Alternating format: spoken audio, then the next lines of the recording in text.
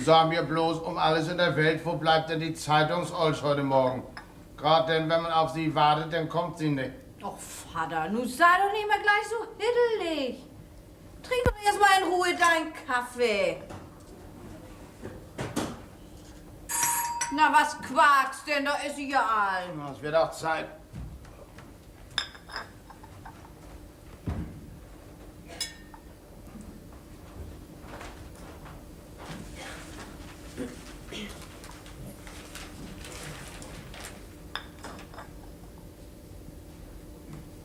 Ja? Haben Sie das denn da gar nicht eingesetzt? Ach so, da. 9 Mark nur für so eine lütte Annonce. Ja, die von der Zeitung wissen auch, was das Leben kostet. Möbliertes Zimmer in bester Lage zu vermieten. Bodendick, Eichenstraße 37. Fällt mir ja schwer, unsere gute Stube herzugeben, Vater. Ja, das Lied, das kenne ich nun schon. Lass dir mal eine andere Melodie einfallen. Schimpf lieber auf den Start. Ich schimpf doch gar nicht. Nee, aber meckern tust du.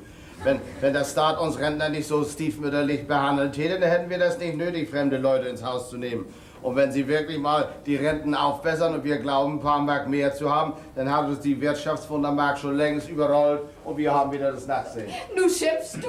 Das tue ich auch, will ich auch. Sag mich nochmal, ich kann mir knapp mal eine Zigarre und ein Glas Bier gönnen, dann gönnen wir wenigstens, dass ich schimpfen tue. Himmel, Kreuz und Bomben, Donnerwetter nochmal. Och, Vater, dein Donnerwetter passt gar nicht zu diesem schönen Tag. Guck mal, wir sitzen hier nur so gemütlich bei unseren Rundstücken und Morgenkaffee. Bei Muckefuck und Margarine, ja. Meinen Sie, ich hätte nicht auch mal Appetit auf eine Tasse Bohnenkaffee?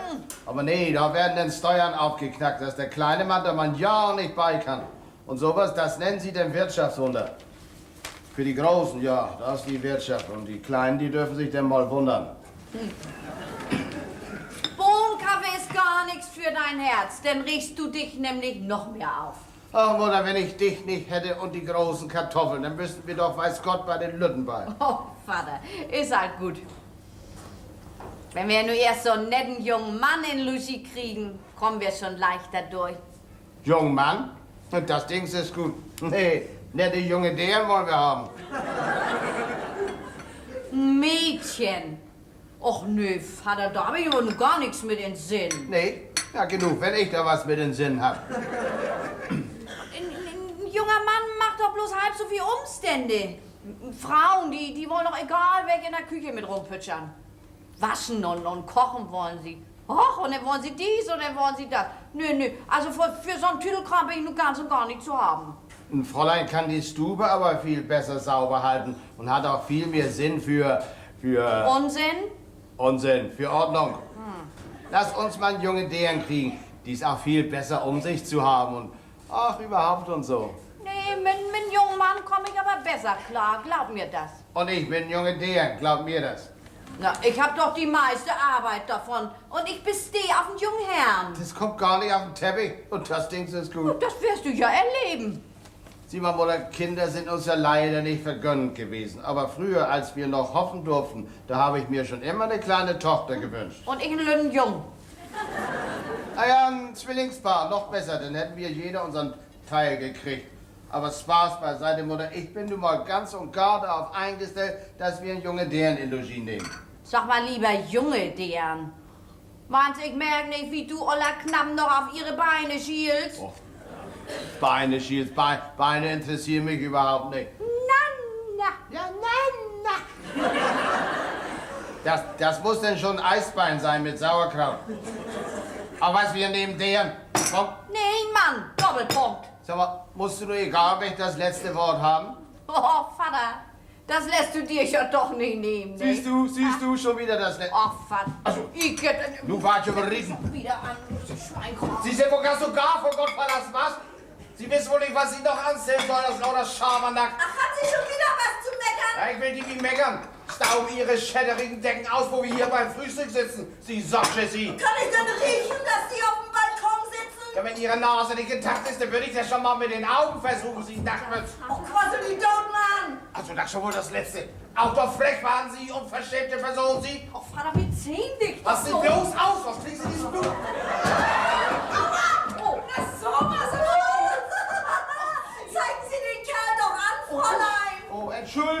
Entschuldigung, was, Fräulein, das wollte ich ja nicht. Oh Gott, nicht so ein Malheur, aber auch direkt auf den Kopf. Vater, dass du auch immer gleich so aufbrausen musst. Du weißt doch, dass du die Olster oben nicht ernst nehmen kannst. Oh Gott, nee, was hast du nur angerichtet? Weil das so ein unschuldigen Stück Menschen Blumenpott auf den Dötz. Was muss die auch gerade in diesem Moment da unten vorbeiging? Oh Gott, nee, so ein Pech, so ein Malheur. Und dann ausgerechnet auf die Gedächtnishalle. Sag mal, warum hältst du dir denn den Kopf? Du hast ihn doch nicht auf den Deckel gekriegt. Mir ist aber so. Oh, Mutter, guck doch mal übers Geländer, wie ihr das geht. Ich mag gar nicht runtergucken. Du, das ist sie. Mutter, mach auf und sag, ich wollte das nicht wieder tun. Will dir was husten?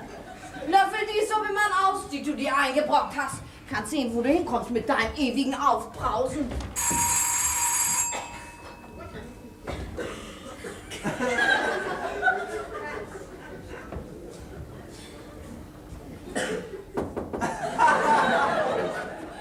Guten Morgen. Morgen. Sind Sie Herr Bodendi? Ja, leider. Ich wollte sagen, ja. Aber kommen Sie doch rein, kleines Fräulein. Oh, ich kann Ihnen ja gar nicht sagen, wie leid mir das tut. Sie sind mein erstes Verkehrsopfer. Haben Sie sich wehgetan? Ist noch mal gut gegangen. Na Gottlob, ich hatte schon mit einem kleinen Dachschaden gerechnet. Ja, vielen Dank für die Blumen. Oh, da nicht für. Tja. Das Ding war gut, nicht? Ja, alles Gute kommt von oben. Gute? Ich dachte, mich trifft der Schlag, als mit einmal der Topf von oben kam. Dann hat das Radio heute Morgen doch recht behalten. Das Radio? Was hat das denn damit zu tun? Ja, der hat gesagt, heute ist mit Niederschlägen zu rechnen.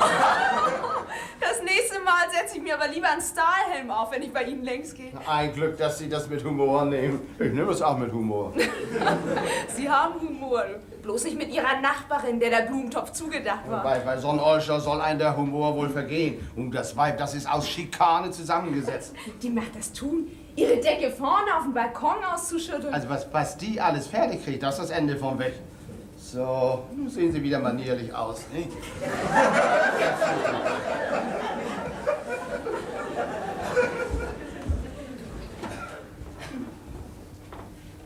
Ach, Herr Bodendi, wie sagt man noch? Scherben bringen... Glück. Hab ich Glück? Ist das Zimmer noch frei? Ach, Sie waren auf dem Weg zu mir. Na, nun bin ich aber noch platt. Oh Gott, die ab. Was meinen Sie? Ich mein, das war ja ein schöner Empfang, ne? Ich habe die Annonce am Aushang von der Zeitung gelesen, als ich ins Geschäft ging und habe mich gleich auf den Weg gemacht. Ja, Sie haben Glück. Wirklich? Ja, und ich auch, weil Sie nämlich die Erste sind. Also wie mich das freut. Meine Frau, die wollte nämlich absolut einen jungen Mann haben und nun bin ich ihr zuvor gekommen. Ach, dann passt Ihrer Frau das vielleicht gar nicht, wenn ich hier einziehe. Das lassen Sie mal meine Sorge sein. Ich bin der Mann und habe das Sagen im Haus. Dem Gesetz nach ist Ihre Frau gleichberechtigt. Nee, wir haben ja noch nach dem alten Ehekontrakt geheiratet. Und der muss mich ja erst mal gekündigt werden. Und dann würde ich mir das schon sehr überlegen, ob ich zu den neuen Bedingungen wieder heiraten täte. Oh, Sie sind gut. Ach, und mit Ihrer Frau werde ich auch schon klarkommen. Tja, darf ich das Zimmer denn mal sehen? Bitte, Fräulein. Fräulein. Lisa Franzen. Oh. Danke. Herr Bodendi, gefällt mir. Danke. Ich meine das Zimmer. Ach so. Ja, das ist auch ganz nett. Das ist unsere beste Stube. Ist alles in Resonanzstil. Ist ja heute wieder modern.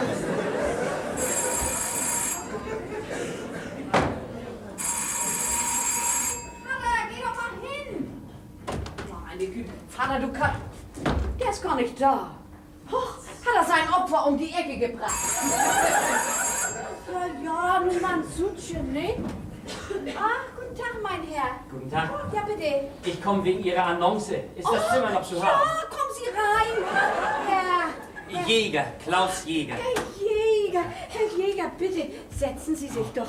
Vielen Dank, Frau Bumnig. Ich wollte nicht lange stören, wollte bloß fragen, ob ich das Zimmer kriegen kann. Och, das trifft sich aber gut, dass Sie so zeitig unterwegs sind, ne? Wer zuerst kommt, mal zuerst, Tja, ne? ein Glück. Ja, das ist nicht so ganz einfach, ein ordentliches Logis zu bekommen. Besonders dann, wenn man ein bisschen verwöhnt ist. Oh, hier werden Sie sich schon wohlfühlen. Bitte, Herr Jäger, ne? Bitte schön. Entschuldigung. Ja. Oh, das ist eine ruhige und nette Gegend hier. Ja. Verwöhnt. Wo haben Sie denn vor dem gewohnt? Zu Hause bei meinem Vater. Ach so, und nun sind Sie... Er hat Sie doch nicht vor die Tür gesetzt. Das nicht, aber... Ja, ist schon gut, ich bin schon nicht neugierig, ne? Erzürnt. Er will zum 2. Mal heiraten. Und nur sein Junge im Weg? Na, sowas aber auch. Ich meine, mich geht das ja gar nichts an, aber Sie passen der neuen Mutter wohl nicht was. Vor gut einem Jahr ist meine eigene Mutter danach aus und eingegangen, wo sich nun die fremde Frau breit machen will. Oh, ich merke schon, Sie mögen Ihre neue Mutter nicht. Ich kenne sie gar nicht. Ja. Und ich will sie gar nicht erst kennenlernen.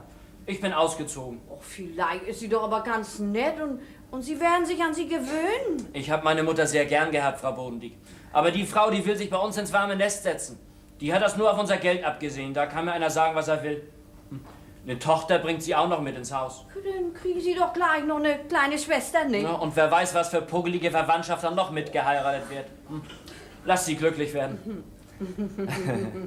Ja. Darf ich das Zimmer da mal sehen? Ach so, ja, natürlich, Herr Jäger. Wissen Sie, mein Mann, der wollte ja am liebsten junge Dären haben, nicht? Ach, dann passt ihm das vielleicht gar nicht, wenn ich... Wenn ich das Zimmer vermiete, dann ist es vermietet, nicht? Ja, aber der Mann ist Herr im Haus. Ja, und was ich sag, wird gemacht. So. Dankeschön, Frau Bitte, Bodendieck. bitte, hübsch, nicht? Oh, ja. Und der ganze Balkon, der steht auch zu Ihrer Verfügung. Hier scheint den ganzen Tag die Sonne. Wenn sie scheint. Ja, hat sich im Moment ein bisschen verkrochen. Aber wenn Sie jetzt bei uns wohnen, dann haben wir ja auch bei Regenwetter Sonnenschein im Haus. Ach, Sie können auch Komplimente machen. Da schlagen wir alles auf die Miete auf. Oh, das kann ich mir nicht leisten. Wie teuer ist das Zimmer denn ohne Komplimente? Ja, also wir hatten gedacht... Zu viel. So? Gut, dann sagen wir die Hälfte. Auch noch zu viel. Den ganzen Tag bin ich nicht zu Hause, ich komme bloß zum Schlafen. Ja, und von Sonntag bis Montag bin ich überhaupt nicht da. Da bin ich immer bei Verwandten auf dem Land. Ach, das trifft sich gut. Dann können wir ja sonntags ja weiterhin in unserer besten Stube wohnen. Ach, das wird Mutter freuen. Sie kann die Stube schlecht missen. Tja, wenn es so ist, dann sagen wir... Einverstanden, 50 Mark. Dann sagen Sie mal, vermieten Sie eigentlich die Stube an mich? Herr Bodendieck, dann würde ich Ihnen noch keine 50 Mark abnehmen. Nicht? Das Ding ist gut. Das ist morgen noch gut. Also auf das Entgegenkommen hin 50 Mark, weil Sie das sind. Schlagen Sie ein? Als hätten wir ein Schwein verhandelt. Was, Sie sind verheiratet? Ja, Ach, hey.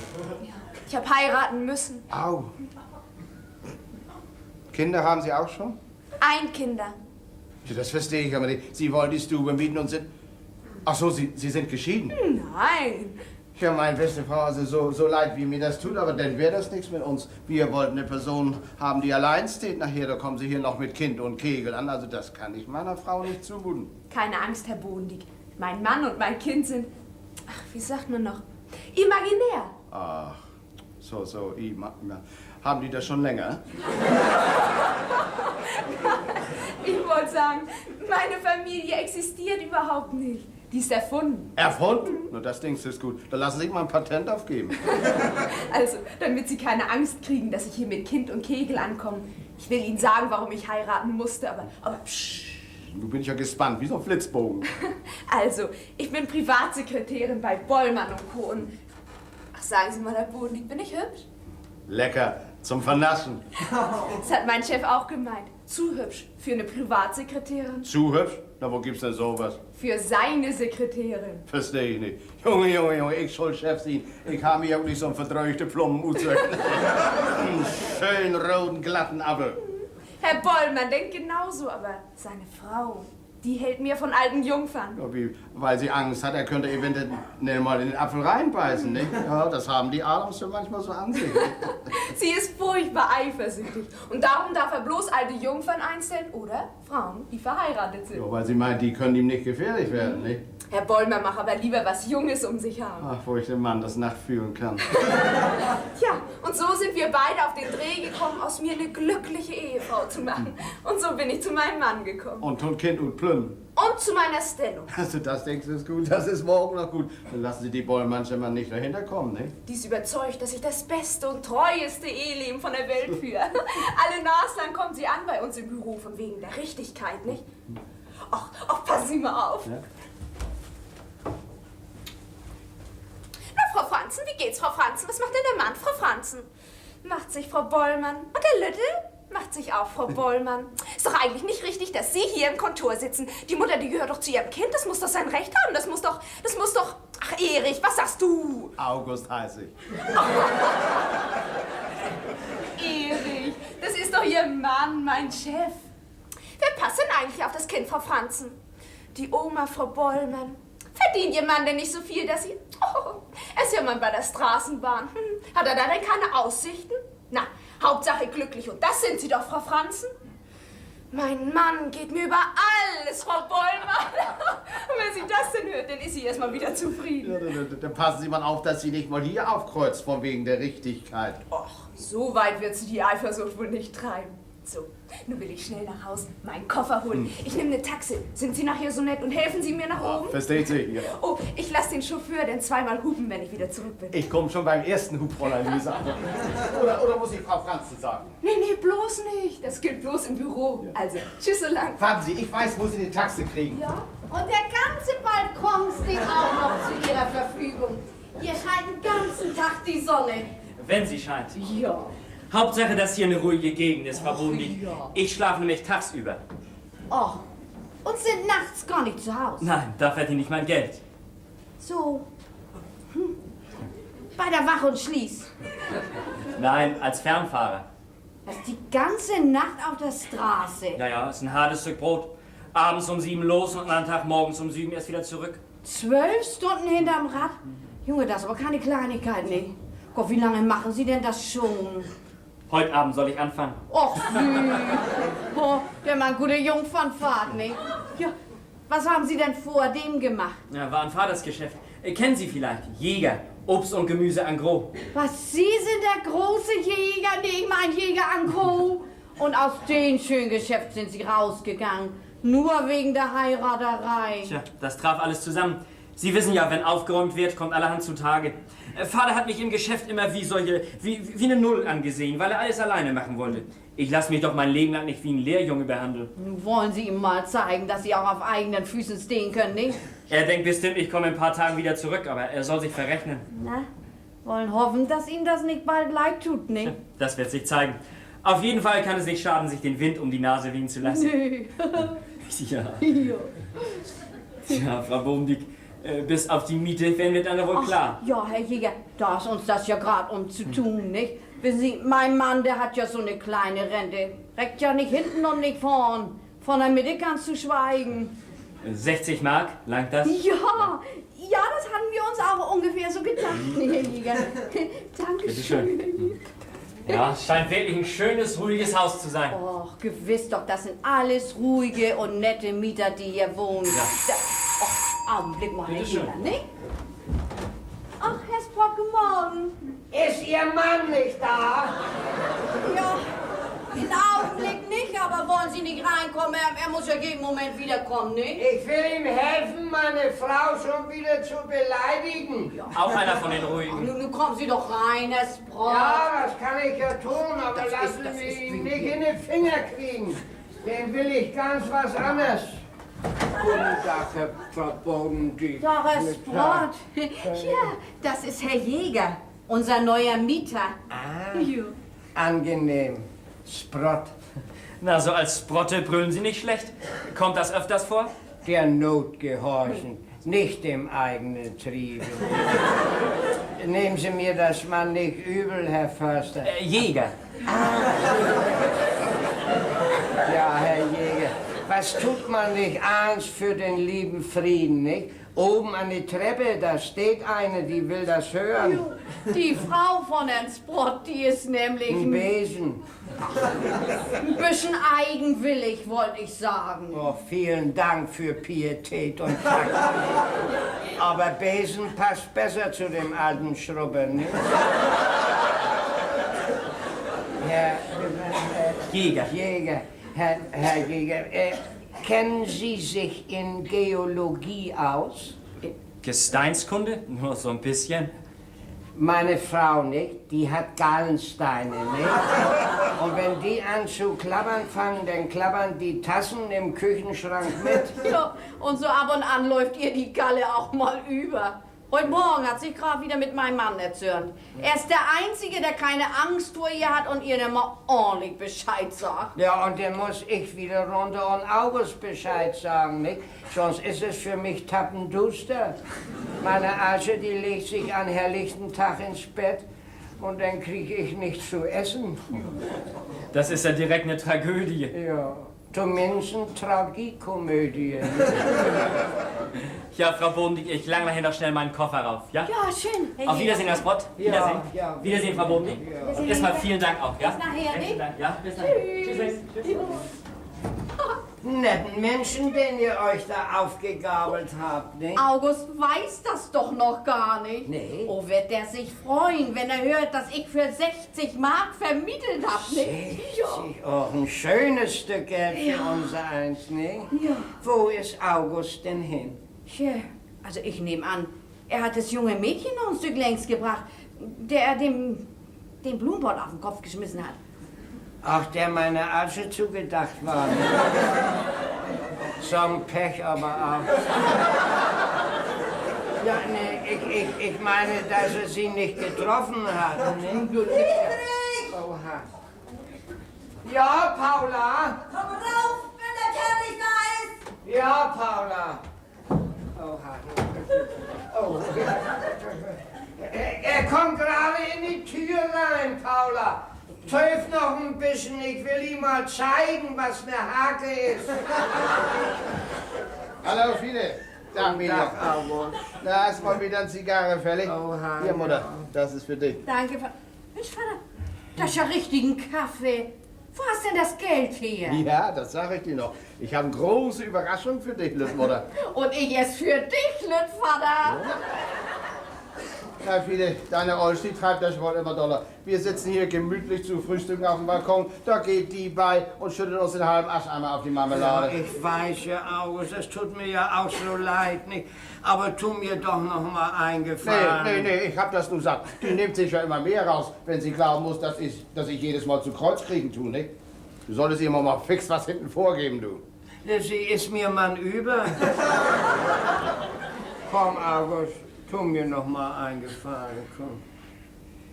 Nee. Ach man, zu August, mir zuliebe, ich bitte dich. Och, August, nun tu das, Mann. Ich koch auch schnell eine schöne Tasse Kaffee, ne? Willst du anfangen oder soll ich? Nee, fang du mal an, August. Ja, Herr Sprott, was liegt denn nun wieder an? Was anliegt? Nun fragen Sie nicht auch noch so dusselig. Wenn das noch einmal passieren tut, dass Sie meine liebe Lütte Frau auf diese Art und Weise beleidigen. Aber Herr Sprott, Sie verpasst mich jetzt in eine Zigarre. Das geht aber auch nicht an, dass Ihre liebe Lütte Frau die Decken auf dem Balkon ausstauben tut. So ein Ferkel. In unseren Decken ist gar kein Staub in. Gar kein Staub. Dafür ist meine Frau viel zu penibel zu. Aber wenn ihr das in aller Ordentlichkeit gesagt wird, dann hätte meine Frau die Decken auch auf den Hof ausgestäubt. Der Ton macht die Musik, mein lieber Bodendick. Mensch, das reimt sich ja. Ja. Ein für alle Mal. Ja, Herr Sprott, soll auch nicht wieder vorkommen.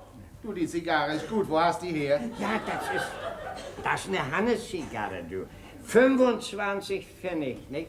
Ich will diesmal noch vons Gericht absehen. Aber das ist meine letzte Ultimatum. Du machst das tun. Oh, und dass Sie meine Frau mit dem Blumenpott schmeißen wollten und nicht getroffen haben. Das werde ich Ihnen niemals vergessen. Und die Nachtmütze, die Sie meine Frau an den Kopf geschmissen haben, die nehmen Sie zurück. Du, das ist wirklich eine gute Zigarre. Ja. Sag mal, wie lange soll das denn noch gehen? Ich bin gleich zu Ende, August. Ob Sie die Nachtmütze zurücknehmen tun? Ja, Sprott, aber du schreien sie doch nicht so. Die ganze Nachbarschaft hat ja gut davon. So, Schluss mit der Theorie. Vielen Dank, August. Vielen Ah, Dank. Gar nicht für. Auf die Art komme ich ja wenigstens mal zu einer Zigarre, ne? Ja, und ich zu meiner Ruhe, ne? Das ist sie mir wert, du. Na, Herr Sprott, haben Sie August das mal wieder tüchtig gegeben? Ja, gucken Sie ihn doch an, er sieht noch ganz bedeppert aus. Wenn er bei mir doch mal so parieren wollte. Ach, Herr Sprott, trinken Sie eine Tasse Kaffee mit. Bohnenkaffee. Bohnen? Ja. Ach, Bohnen? Ja. Nee, ich muss schon wieder hoch. Nachher kriege ich noch eine Reise dafür, dass ich mich hier so lange aufgehalten habe, ne? Du kriegst ja wohl eine Reise nach der anderen, was? Ja. Eine halbe Weltreise habe ich schon hinter mir. Ich weiß nicht, ob das die richtige Art ist, so wie wir das machen. Die treibt das ja immer doller. August, ich bin nicht erst seit gestern verheiratet, nicht? Und auf eine andere Art und Weise kannst du ihr ja nicht beikommen bei ihrer cholerischen Temperatur. Tschüss auch. Tschüss, Herr Sprott.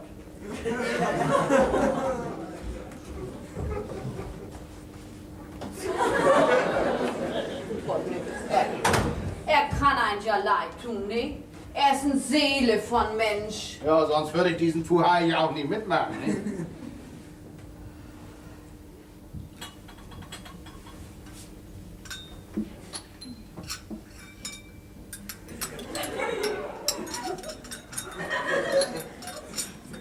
Frag mal, Vater, was passiert ist, als du weg warst. Nee, rat du mal, was passiert ist, Lüttmutter. Du ahnst ja gar nicht, was ich für eine Überraschung für dich hab, du. Na, wenn sag. Hier. Hier. Wo hast du das Geld hier? Ja, wo ich das wohl her hab, nicht? Ich hab das Zimmer vermietet, Lüttvater. Was du hast? Ja, das ist allerdings eine große Überraschung. Das haut dich um, was? Das haut... Oh, hau. Na, freust du dich? Also, wenn ich ein Hund wäre, dann würde ich nur mit dem Stert wackeln. Ja, nun sag mir mal deine Überraschung. Ja, das ist unterdessen eine Sensation geworden. Sensation. Ja, oder schon mehr eine Katastrophe. Ja, was ist denn los, Vater? Was los ist? Ich habe auch vermietet. Du hast... Also, du war die Kattenhex. Das musst du rückgängig machen. Ich? Nee, du? Ich? Wie komme ich dazu? Ja, wie komme ich dazu? Och, wer weiß, was für Logikas du dir auf der Straße aufgegabelt hast, ne? Ich hab zuerst vermietet. Nee, ich. Und die Miete habe ich auch schon weg. Ich auch, 60 Mark. Was? Und du? Ich? Ja, aber mein Logikas, der kommt hier bloß zum Schlafen. Und von Sonntag bis Montag ist sie überhaupt nicht da. Sie. Denn hast du doch ne deren genommen? Ja, die ich den Blumentopf auf den Dötz geschmissen habe. Da wird nix von. Was bezahlt die denn überhaupt? Oh, dass die bezahlt, da kannst du dich aber zu verlassen, du. Das ist sonnenabhartig in der deren. Wie viel will ich wissen? Und sonntags können wir weiterhin in unserer besten Stube wohnen, ist das nix? Wie viel Miete sie gibt? Ja, 50 Mark. Ja, also hör mal, die ist aber nicht ganz bei Trost, Ja, was? für 14 Tage. Für... Oh. Nee, das ist egal. Ich hab dir deutlich genug gesagt, ich will hier keine Frau haben. Kündige ihr und der junge Mann zieht ein. Ich will keinen Kerl im Haus haben. Ich hab schon an mir selbst genug. Hab ich überhaupt nichts mehr zu sagen hier? Vater, das ist so einen netten jungen Mann. So einfach und schlichtweg.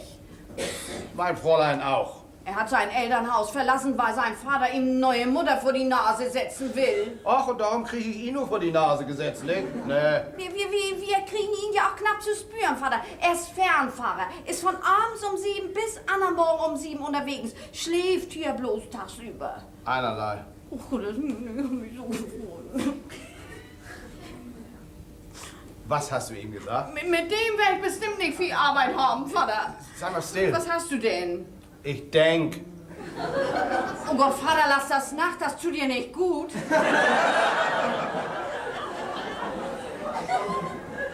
Nu hab ich's. Nu hab ich's. Oh Gott, Vater, mach dich nicht unglücklich. Großartigen Einfall. Wir nehmen sie alle beide. Also du hast das wirklich, aber hier. Wo soll sie denn schlafen? Bei dir? Da hätte ich nichts gegen. Aber denk doch mal nach, Bruder. Sie schläft nachts und er am Tage. Ja, warum sollen sie da nicht umschichtig schlafen? Müssen sie im Hotel doch auch. Vater, doch. Doch werden die doch nie mit einverstanden sein. Das brauchen wir Ihnen doch nicht unter die Nase zu reiben. Aber denk mal, Mutter, dann hätten wir mit einem Schlag 110 Mark mehr im Monat zum Leben. Och, du bist 110. Ach nee, warte mal. 160. Mensch, mit einem Schlag Kapitalisten malen die das mal aus. 160 Mark mehr. Weniger 50. Schönes Stück Geld. Du, dann essen wir jeden Tag ein Beefsteak. So ein Apparat, du. Köpfchen, Mutter, Köpfchen. Ja, und wenn der eine mal zu früh kommt und der andere geht zu spät, was mein Köpfchen dazu? Ja, das müssen wir natürlich noch rauskriegen, wann sie kommen und gehen. Nicht? Ach, und für den Rest, da findet sich immer eine Hintertür. Oh, Vater, nee, ich weiß nicht, wenn das mal kein Tummelum gibt, du. Oder, pass mal auf. Guck mal hier, in der einen Hand, da habe ich eine Handvoll Aufregung. Ja. Und in der anderen Hand, da habe ich 160 Mark.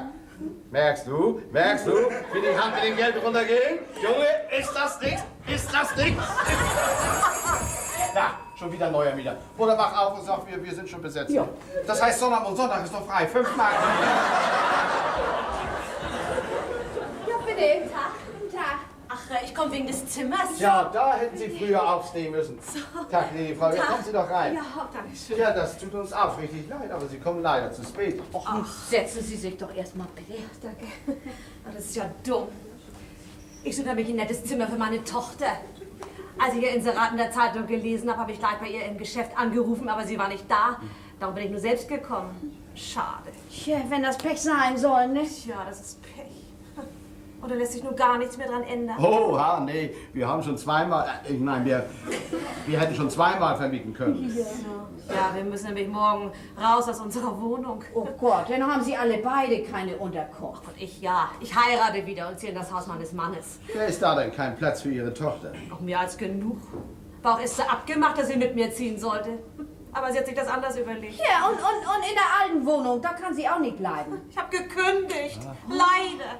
Hätte ich gewusst, dass es so kommt, wäre ich da nicht so eilig mit gewesen, nicht? Ich meine, Sie sollen nicht denken, dass ich neugierig bin, ne? Aber hat Ihre Tochter denn was gegen den neuen Vater? Also ich will auch nicht neugierig sein, aber mögen Sie eine Tasse Kaffee? Bohnenkaffee. Danke, könnte nicht schaden. Also Mutter, dann schenk ein und lass das fragen. So nett. Milch? Die Danke. schwarz. Ja, bitte sehr. Bitte? Ja, Sie dürfen es wirklich gern wissen. Gegen meinen zukünftigen Mann, da hat sie nichts. Aber gegen seinen Sohn. Er ist gegen unsere Heirat. Der Sohn? Ja. Also das ist gediegen. So einen Fall kenne ich auch.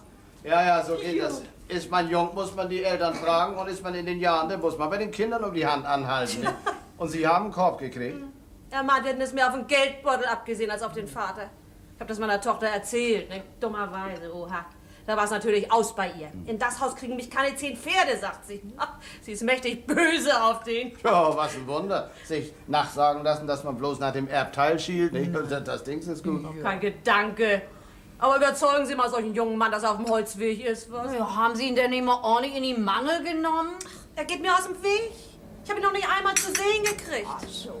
Na, und als sein Vater ihm dann sagte, dass wir auch ohne seinen Segen ernst machen wollen, da kriegt er zur Antwort, dann zieh ich eben aus. Gott, der dösige Bengel. Der soll sich seine Mutter noch erst mal angucken, die neue, nicht wahr? Ich meine, was ist sowas? Das nicht Also diese Autos immer, ne? oh, das ist doch für mich. Oh. Komm, ich spring, ich flieg. Oder mein Musikkasten. Ja, fahr mal nicht die Treppen runter.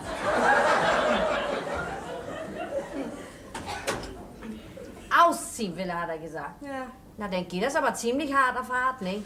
Ja, was sagt denn nur Ihr Mann dazu? Herr Jäger meint, die Kinder würden sich schon besinnen, wenn wir erst verheiratet sind, nicht?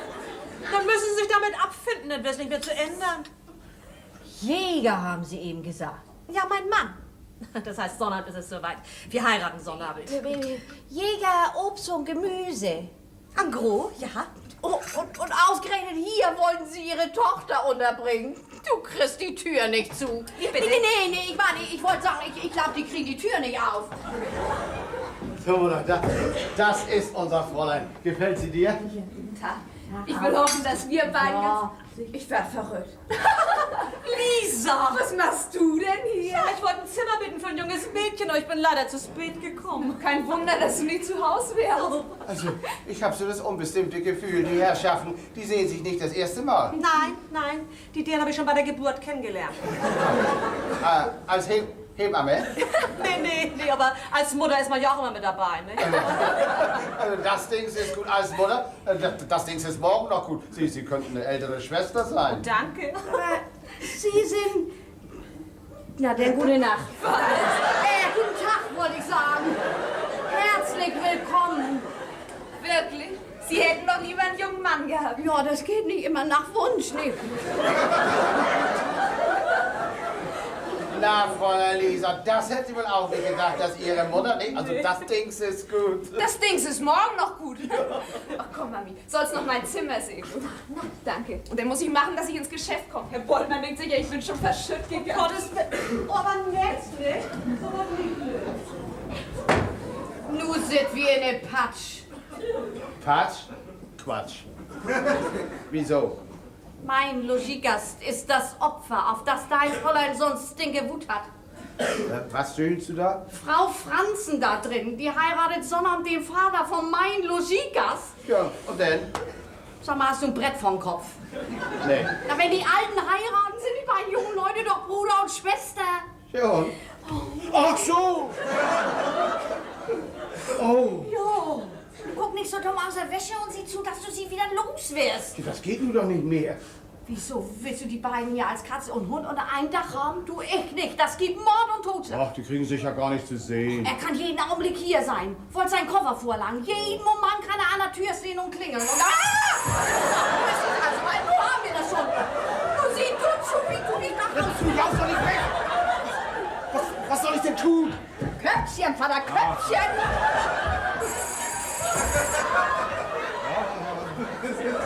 Ja, bimmel, du Mann. Da kannst du lange bimmeln. Und wenn der Kerl auch noch frech. Merkst du durch, kommt er nicht, dass hier keiner zu Hause ist.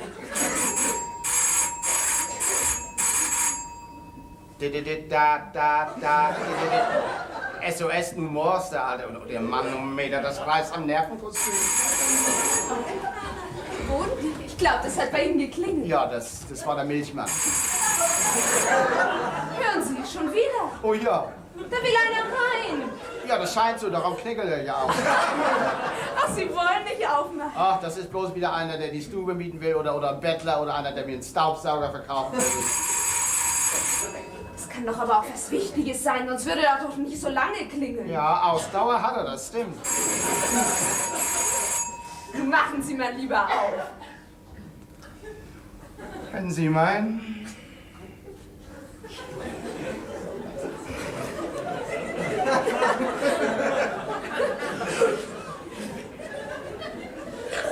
Ist schon wieder weg. Bitte? Guten Tag, sind Sie Herr Bodendieck? Persönlich! Ihre Frau wird es Ihnen schon erzählt Ach, haben. richtig hat meine Frau mir schon erzählt. Sie sind der junge Mann, der den Staubsauger vorführte. Kommen Sie rein, Junge. Ist ja nett von Ihnen, dass Sie so ganz gratis und umsonst die Stube reinmachen wollen, nicht? Ja, aber ich... Nee, ich brauche in dieser Woche keinen Teppich zu klopfen. Glück muss ein Mensch haben. Entschuldigen Sie einen Moment, meine Damen. Ich wollte bloß Ach so, mal... da haben Sie Apparaturen. Ja, fangen Sie mal gleich in dieser Stube an. Vielleicht hören Sie mich erst mal an, Nee, Herr nee, nee, Bodendieck. nee, ich lasse ihn mir nicht aufdrängen. Erst sehen, dann können Sie mir einen Vortrag halten. Ich kaufe keine Katze im Sack, im Koffer. Also gleich links ist die Steckdose, ne? Herr Bodendieck, ich bin nicht der... Nee, da bin ich auch nicht für. Saugen Sie, Junge Mann, saugen Sie. Aber saugen Sie die fest und lassen Sie klein bisschen von dem Teppich nach, ne? Mein Name ist... Interessiert nicht Name, Schall und Rauch, Gefühl ist alles. Saugen Sie mit Gefühl, Sie kommen von Elektroblitz und das genügt. Und man sieht auf die Sehung.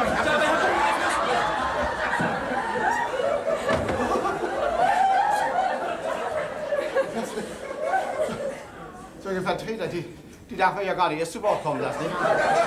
Da haben sie einen gleich so einen Staubsauger zu 500 Mark angedreht, ohne dass sie gezeigt haben, ob so Dings überhaupt funktioniert. Nicht? Och, er war ganz verdattert, weil Sie ihm so über den Mund gefahren sind. Hat mir beinahe ein bisschen leid getan. Aha. Was, aha?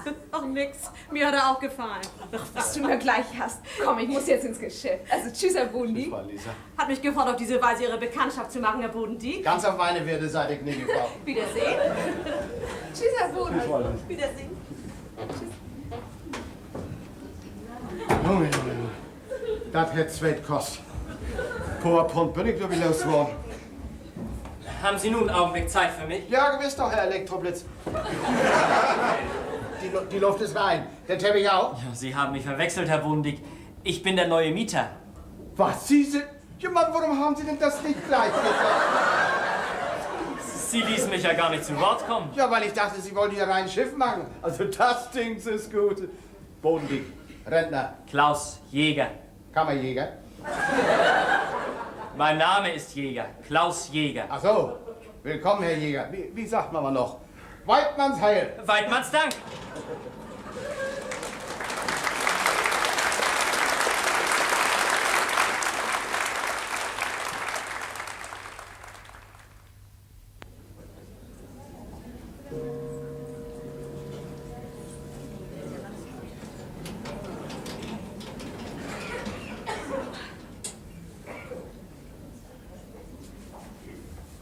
Freundin Lisa, warum setzen Sie sich denn nicht hin? Ich will noch wachsen. Oh, so haben Sie doch gar nichts von Ihrem Kaffee. Es wird höchste Eisenbahn. Wo bleibt denn Ihr Mann mit meinen Schuhen? Augenblick. Aus, mach ein bisschen zu, das wird Zeit. Ich hol schon Ihre Sachen. Ich brauch bloß meine Tasche. Ja, ach, Frau Bodendieck. Ja. Sind Sie doch so nett und lassen den ganzen Tag das Fenster auf? Das riecht immer so streng bei mir. Strenge. Wir haben doch keine kleinen Kinder. Nein, na Zigaretten. Na, wundere mich auch schon, wie das angehen kann bei dem Paar, die ich rauche. Ja. Hat schon mein ganzes Parfum gekostet. Parfüm. Ja, ich werde gut lüften. Danke. Ach, Frau Bodendieck, die Frau hier über uns, die ist ja wohl furchtbar neugierig. Ne? Die fragt ja der Kuh das Kalb ab. Und dann auf so eine hinterhältige Weise. Die sollen Sie mal ganz links liegen lassen. Die hat das bloß immer darauf abgesehen, uns was anzuhängen. Ich hol nur die Sachen. Ne? Okay. Fuß.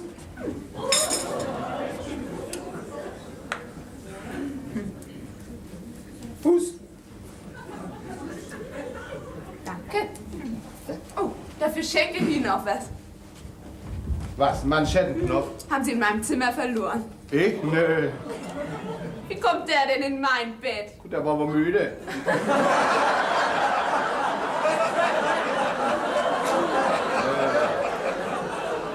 Meiner ist das nicht. Ja, aber gewiss ist das deiner. Mutter, ich kann doch meine Manschettenknöpfe nicht. Nun besinn dich doch. August!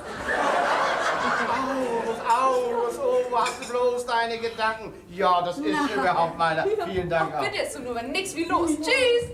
Vergiss nicht, den Ehering aufzusetzen. Vielen Dank, Vater Boden. Tschüss. Tschüss. Tschüss. So, August, hau rein. 1, 2, 3 ist Klaus Jäger. Dein Klaus, der kriegt schon sein Recht.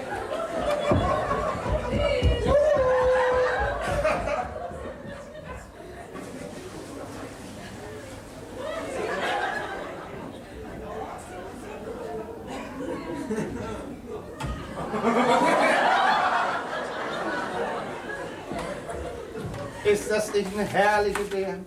Ist das nicht ein starkster Bären? Also einen Gang hat sie wie eine Königin. So, nun treib das mal nicht zu doll, ne? Die deren ist mir in den 14 Tagen ans Herz gewachsen, als wäre das meine eigene Tochter. Da, was habe ich dir gesagt? Geht doch großartig mit dem Doppeltermin. Oh, Freundin, mach nicht zu früh, ne?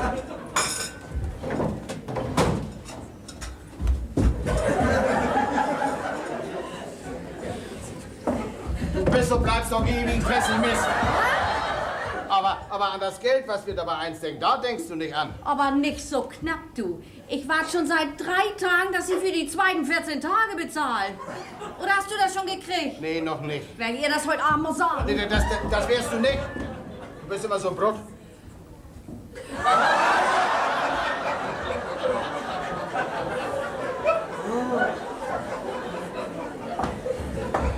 Ich werde schon in Ordnung bringen. Du, oder? Ja? Sag mal, das war doch seine Zahnbürste, die rote, nicht? Vater, das musst du doch nun bald wissen. Du Sommer haben wir nur auch an alles gedacht. Bettzeug raus, Bettzeug rein, grüne Seife hin, gelbe weg, Nachthemd raus, Pyjama rein. Ja. Du, das Ding mit dem Manschettenknopf war gut, nicht? Und du Tüffel 8, fällst du noch bald auf rein. Oh, man muss ja aufpassen als so ein Schildhund. Ja, oh, wie nicht? Das Ding ist morgen. Du Vater, vergiss nicht, Ihren Schrank zuschließen, sein aufmachen. Oh, lass mal, ich helfe dir eben. August, das ist doch Klaus. Ist der denn schon wieder da? Herr Jäger! Sind Sie schon wieder zurück? Ja, ist heute ein bisschen schneller gegangen, Mutter Bodendieck. Ja, wie schön, ne? Oh. Schnell, er ist schon wieder da. Ich halte ihn so lange den Schnack auf, ne? Was? Oh Mensch, du hast Nerven. Oh Gott, ist das denn...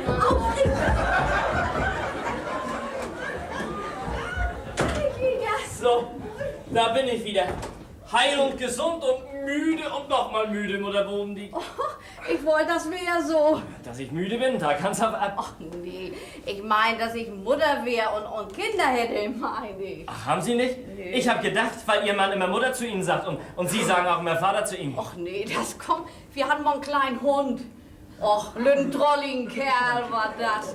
Ja, der sah aus wie ein Mops, lief wie ein Dackel und bellte wie ein Rehpinscher. So einen kleinen Seesack auf 4 Beinen.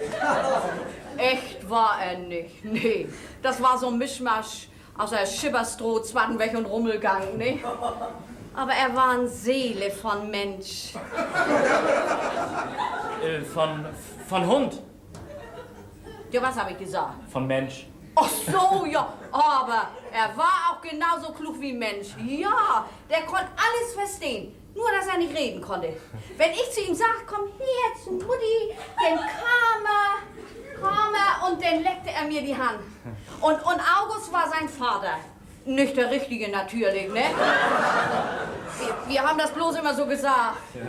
Na, nun sind Sie ja zum großen Jungen gekommen, oder? Ja, Herr Jäger, Sie sind heute viel früher zurück wie sonst. Ja, das hat seinen Grund. Wir sollten unseren Hänger voll Apfelsinen laden. Ja. Und wissen Sie, für wen die bestimmt war? Na? Ausgerechnet für meinen Vater. Oh. Und wissen Sie noch was? Ich habe sie einfach stehen gelassen und da haben wir eine Menge Zeit beigespart. Um ihm einen auszuwischen. Er ärgert sich die Pest, das können Sie glauben. Und mein Chef bestimmt auch, dass ihm die Fracht aus der Nase gegangen ist. Herr Jäger, das war aber auch nicht richtig. Nee, das hätten Sie nicht tun dürfen. Und wenn Sie noch so eine Wut auf ihn haben. Ich sehe schon, wie er in die Luft geht, wenn die Konkurrenz von dieser Schiffsladung kauft. Die war nämlich spottbillig und er kriegt da nichts von ab. Ach, mein Junge, wenn du wüsstest, was ich von dir halte. So, du treib das mal nicht zu doll, ne? Ja, nicht wie du, ne? Ist das nicht ein herrlicher Dern? Ist das nicht ein starcher Dern? Ein Gang hat sie, wie eine Königin. Mensch, Mutter, du hast das Sexappeal, du. Die wackelt mit dem Po wie Brigitte Bardot. Sind Sie schon zu Bett? Noch nicht. Morgen, haben Sie noch was? Morgen, ja, ich hätte was. Ist das Ihr Manschettenknopf? Guck an, der existiert noch. Den habe ich schon gesucht wie eine Stecknadel. Na, da gebe ich mal einen für aus. Nee, das mag ich nicht annehmen. Geben Sie mir lieber 50 Mark. Was? Oh, dann gebe ich doch lieber einen aus. Nee, ich meine ja, leihen wollte ich die. Ach so, auch wenn es weiter nichts ist. Oh, für einen kleinen Rentner ist das schon was. Kein Auskommen mit dem Einkommen, Herr Jäger. Ne? Bitte? Ach, Herr Bodendieck, weil wir gerade allein sind. Ich wollte Sie schon immer mal fragen. In meinem Zimmer riecht das immer so gediegen. Das riecht? Ja.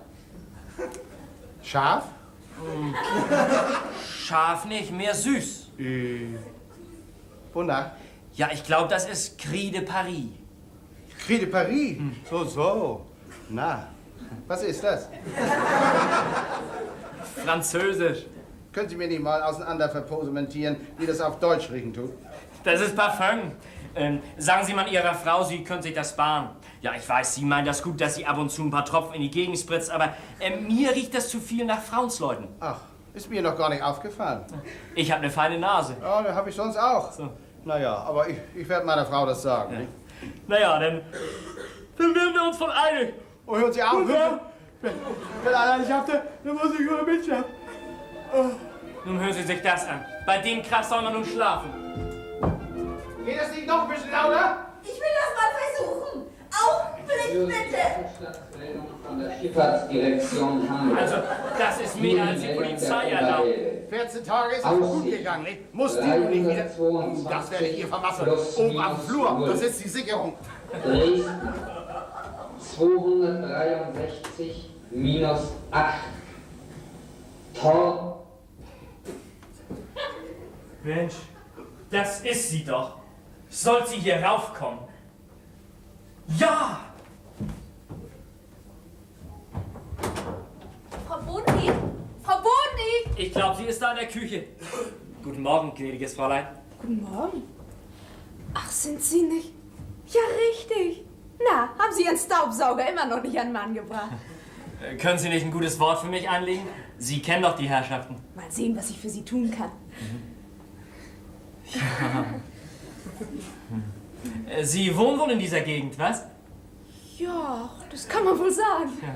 Ich habe Sie schon oft gesehen, frühmorgens, wenn ich von der Tour kam. Ich sie auch. Frühmorgens, wenn ich ins Geschäft ging. Wirklich? Sie haben aber immer so getan, als ob Sie mich nicht kennen. Ja, weil sie immer so verstohlen um die Ecke geguckt haben, wenn wir uns trafen. Das soll nicht wieder vorkommen. Ich habe gedacht, Sie wollten mich nicht sehen, dass Sie mich gar nicht auf der Rechnung hätten. Bei der Rechnung kann man sich auch mal verrechnen. Wie man Sie? Bloß so. Ja. Wohnen Sie auch in dieser Gegend? In der allernächsten Nähe, ja.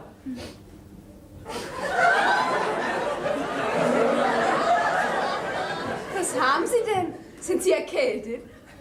Nee, warum? Sie schnuppern so, wie so ein kleiner Wawau. Ach, das ist, ich habe noch ein bisschen Staub in der Nase. Ach, saugen Sie denn mit der Nase?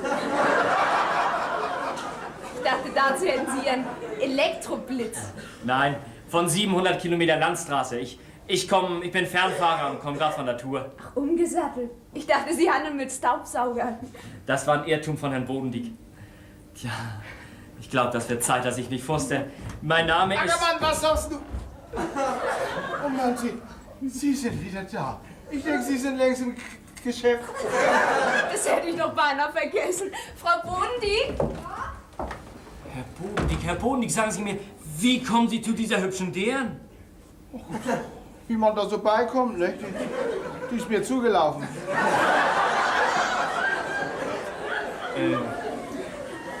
Verwandtschaft?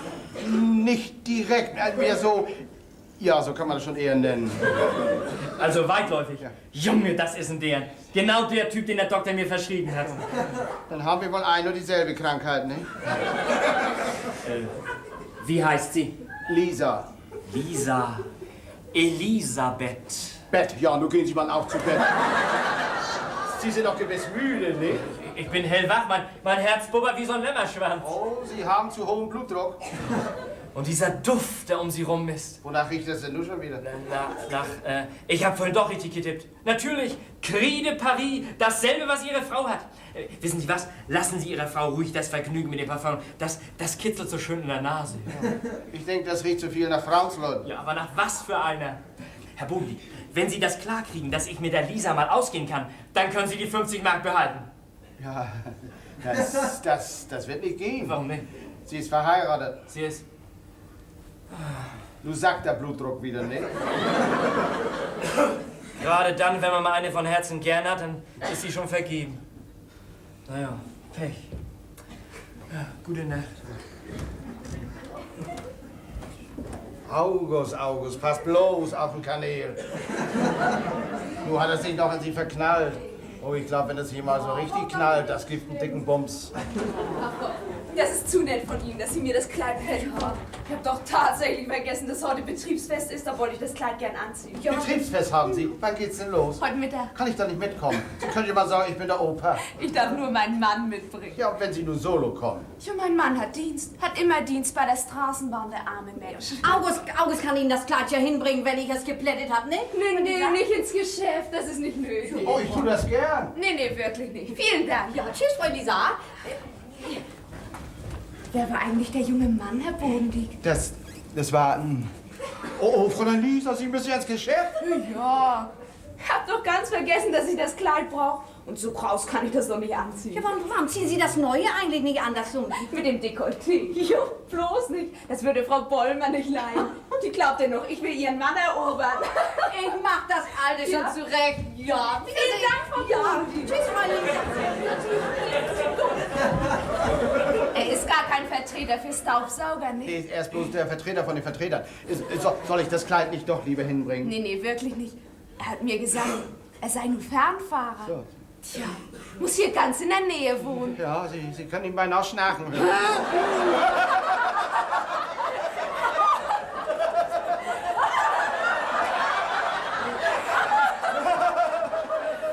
Oh, Herr Bodendieck.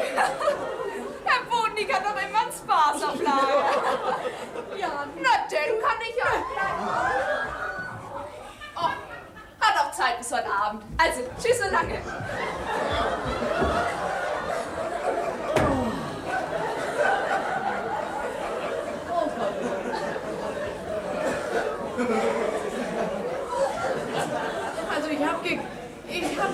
mir bleibt das Herz dick. Und Mien ist in der Büchse, sagt du. Sag mal, die beiden haben sich hier getroffen. Ja, Mann. Er wollte sich gerade vorstellen, da komme ich da über zu. Da sind wir noch mal mit dem blauen Auge davon gekommen. Also das sage ich dir. Lange mache ich das Theater nicht mehr mit. Das geht mir an die Nieren. Na komm hier. Hier hast du ein Pflaster für deine Nieren. Hat sie bezahlt? Ohne dass ich gefragt habe. Er soll sich wundern, wie ich mit ihm zu Kehr gehe. Diesmal geht es aber nicht mit Schimpfen ab. Das wirst du beleben, Paula. Du hörst da schon wieder eine Zigarre fällig. Ja, ich habe auch lange nichts zu rauchen gehabt. Habt ihr denn schon wieder Spektakel gehabt? Ich habe oben die Sicherung rausgedreht, weil die euch den Radiokassen aufgedreht hat. Das wollte sie die ganze Straße mit Musik versorgen. Bitte, Esbrot! Komm, Neger, du Neger. Aber Zimmerlautstärke möchte ich mich ausbilden. Das können Sie Ihrer Frau Gemahlin auch bestellen. August, so ist das Tappenduster, du. Na, dann dreht die mal wieder ein, damit ihr sehen könnt, was ihr Schnacken tut. Meine Paula, die will dich anzeigen, du. Dann kriegt deine Paula eine Gegenklage wegen ruhestörenden Lärms. Ja, das mag ja noch so hingehen, aber das kommt noch viel dicker. Sie hat eure beiden Mieter belauert und ausgefragt und nun hat sie rausgekriegt, dass die beiden in eine Stube wohnen. Das Ding ist gut. Das dürft ihr nicht zulassen. Und dennoch für Geld.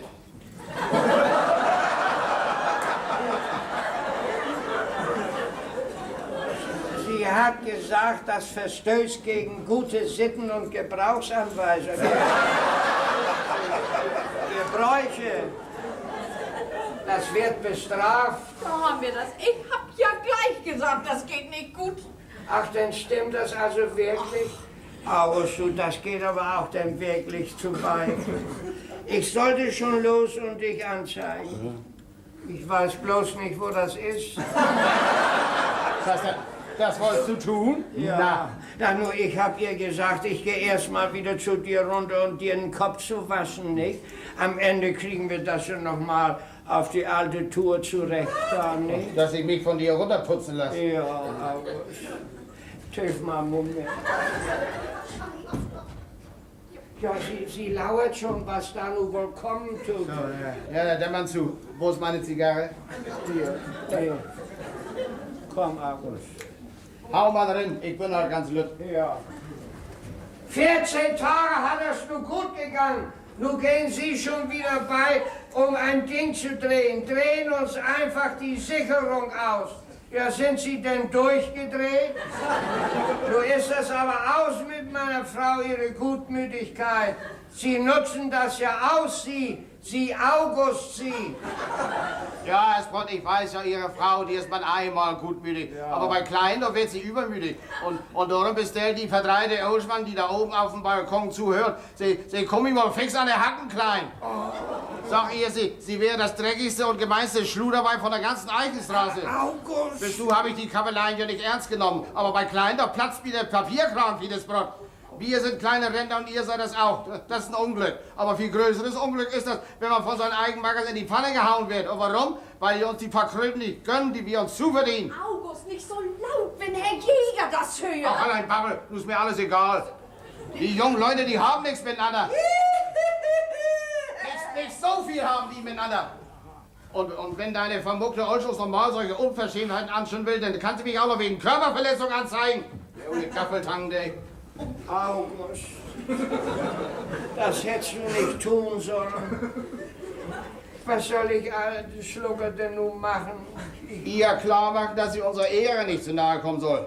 Der doppelte Ketterlich, du. Hau doch mal auf den Tisch, Mann. Auf den Tisch? Ja, das muss aber all sein, wenn sie nicht zu Hause ist.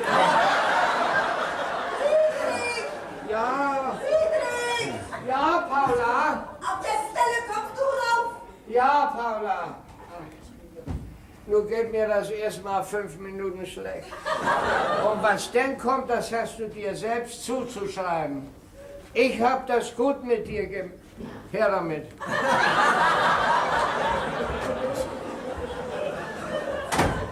Nu hast den Voss ut Lockloten, Vater. Nu hat sie einen Trumpf in der Hand. Und den wird sie ausspielen, du, da kann sich drauf verlassen. Alles hat seine Grenze. Nun ist es aus mit dem Kalten Krieg. Nun wird scharf geschossen. Der nächste Blumentopf, der ist ihr sicher. Und der trifft, das sage ich dir. Vater, so kommen wir doch auch nicht weiter. Sollen wir die jungen Leute nicht lieber aufklären, ehe die anderen das tun? Wozu? Guck mal, Mutter, vielleicht fällt uns die Aufgabe zu, hier so ein bisschen Schicksal zu spielen, damit Bruder und Schwester zueinander finden, nicht? Aber der Apfel, der muss ja erstmal wachsen, ehe er reif ist zum Abpflücken. Also wenn die spitz kriegen, wer sie sind, der gibt das Apfelmus, das kannst du mir glauben. Komm, nee, ich fahr schon jedes Mal zusammen, wenn das... Nö, komm, August, du bist dabei. August. Ja, kann ich nicht, immer ich, ne? Ja, bitte. Ich möchte Klaus Jäger sprechen. Ja, bitte, aber muss das denn nun gleich sein? Der schläft? Dann wecken Sie ihn. Ja, kann doch nicht einfach weg. Jäger, ich bin der Vater. Ach, Herr Jäger. Ach, Herr Jäger. Jetzt setzen Sie sich doch, Herr Jäger. Freut mich, dass... Danke. In Sitzen lässt sich aber besser klönen. Ich bin nicht zum Klönen gekommen. Auch verhandeln. Wollen Sie ihn denn wohl wecken? Wenn das sein muss.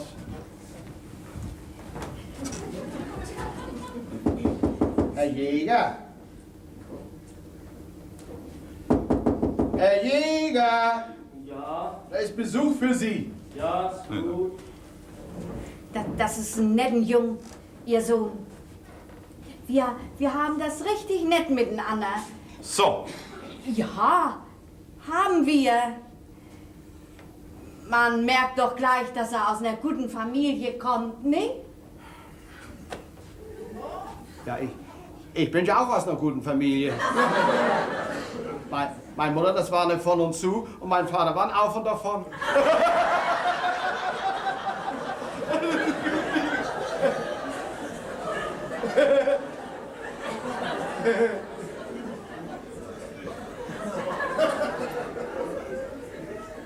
Das Wetter ist mal schön heute, ne? ja. Ja, ich glaube aber, das zieht auch. Das sieht nach Gewitter aus. Komm, Mutter. Donnern können meine Nerven nicht vertragen. Hätte ja keinen Humor, der Mann.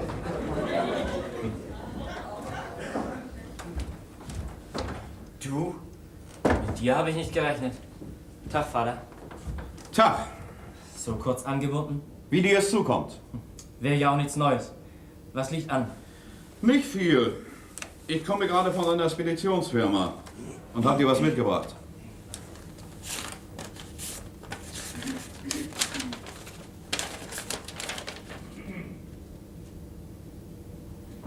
Gekündigt.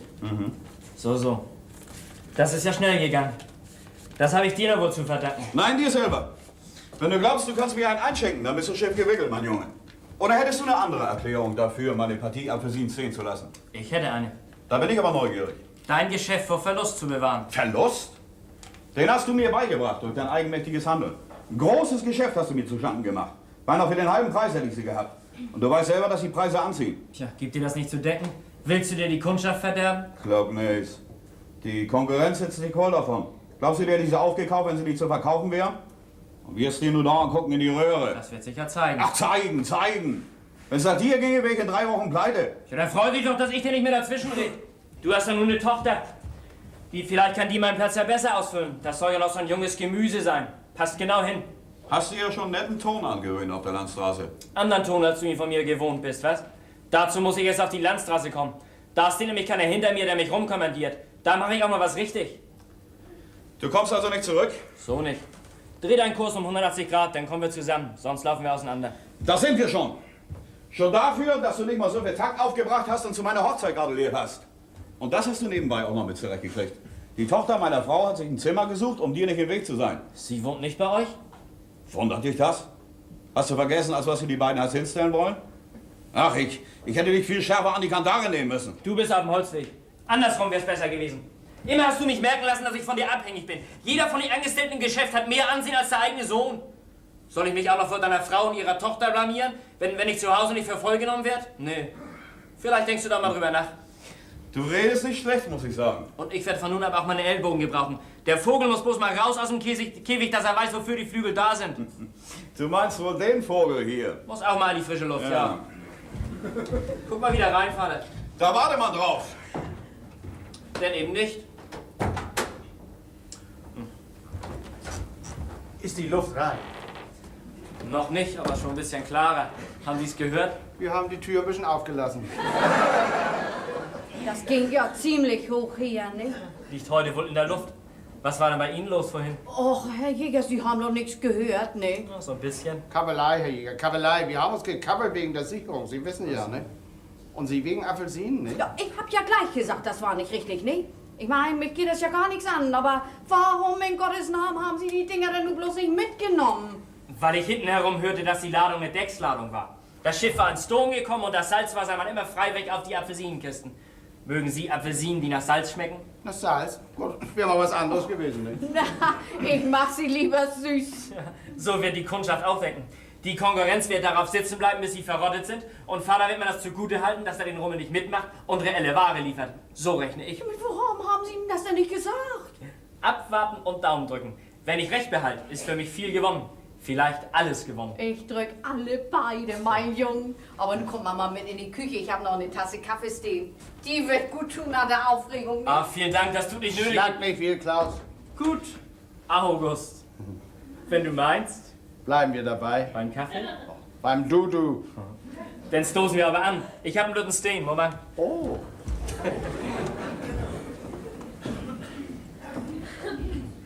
Cri de Paris. Ja, nicht ganz. Aber aus Frankreich kommt er auch, nicht? Was für die Frauen Cri de Paris ist für die Männer Bellamy. Nicht? Und mal sehen, ob er was taugt. Oh. KV. Wie bitte? Kann verschwinden. Ach so.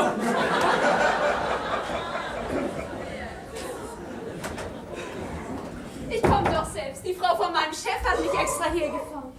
Ach so, keiner zu Hause. Na. Frau Bollmann? Frau Bollmann, hier wohnen wir. Ja, oh, dann komm ich mal eben rauf. Nee, nicht raufkommen. Hier steht alles auf dem Kopf. Ich bin gleich wieder da.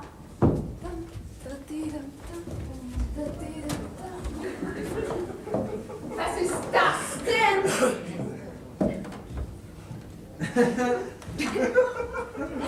Muss ich mich rasieren? Rasiert sich Vater Bodendieck in meinem Zimmer? Guck ich kariert? Ich hatte doch keine karierte Bettdecke. Rote Zahnbürste? Pyjama? Ja, bin ich denn ins verkehrte Haus gelaufen? Nee. Hier stimmt was nicht.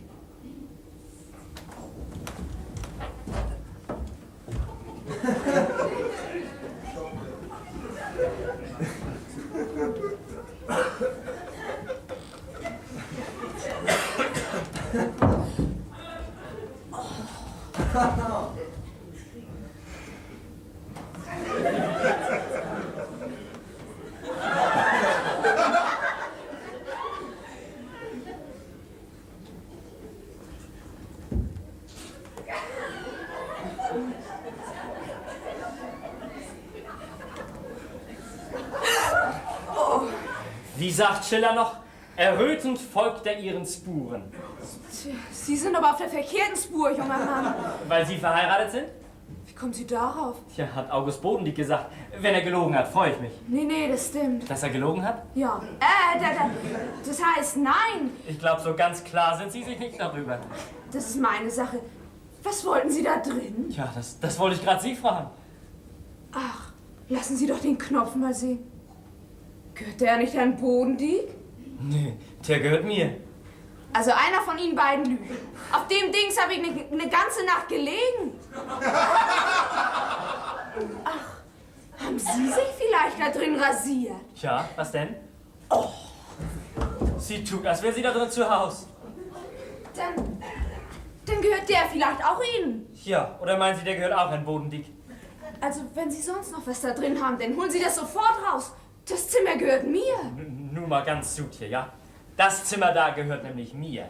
Nein, mir. Mir! Also mir, das hören Sie doch. Nun lassen Sie sich das mal ganz auf die ruhige Tour erklären, ja? Das Zimmer da, in dem Sie mein Pyjama und mein Rasierzeug gefunden haben, gehört mir. Und Sie dürfen auch noch gerne in meinen Schrank gucken, wo meine Garderobe hängt. Bitte! Und Sie dürfen in meinen Schrank gucken, wo meine Garderobe hängt.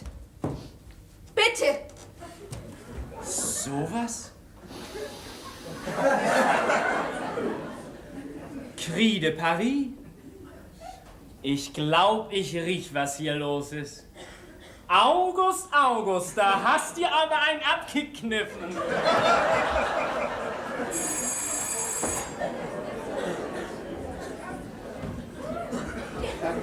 Klaus ist wohl schon wieder zu Bett gegangen, nicht? Ja, der schläft voll.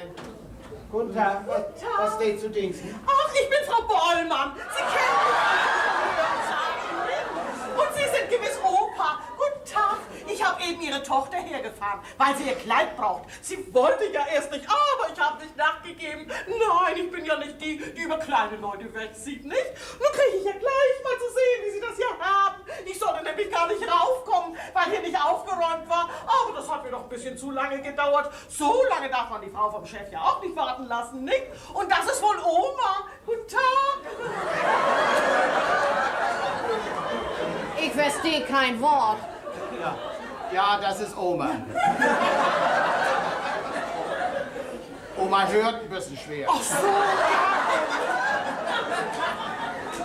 Das ist Frau Bollmann, Oma. Die Frau von Lisa, ihren Chef. Ich weiß nicht, was... Ja, brauchst auch nicht. Sie ist schon ein bisschen tüdelig.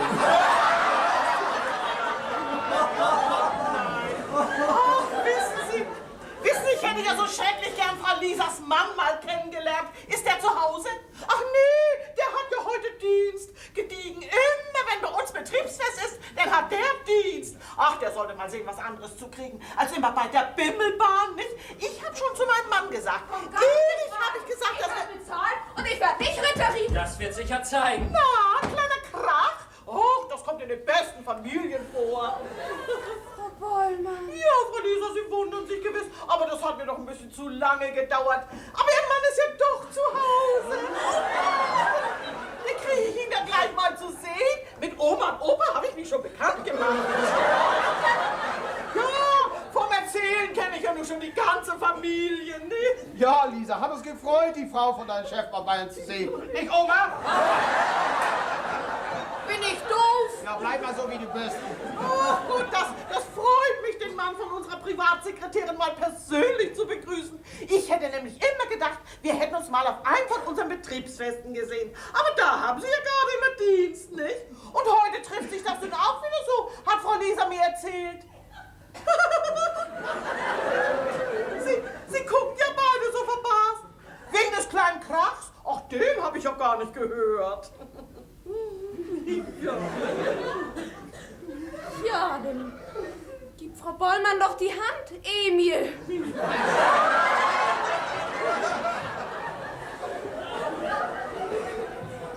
Emil? Entschuldigen Sie, Frau Bollmann, mein Mann hat sich geärgert. Oh Gott. Sei mal wieder gut, das war ja nicht so gemeint, Emil. Ich verstehe nicht. Guck, ich bin doch auch schon wieder gut. Mein lieber Mann.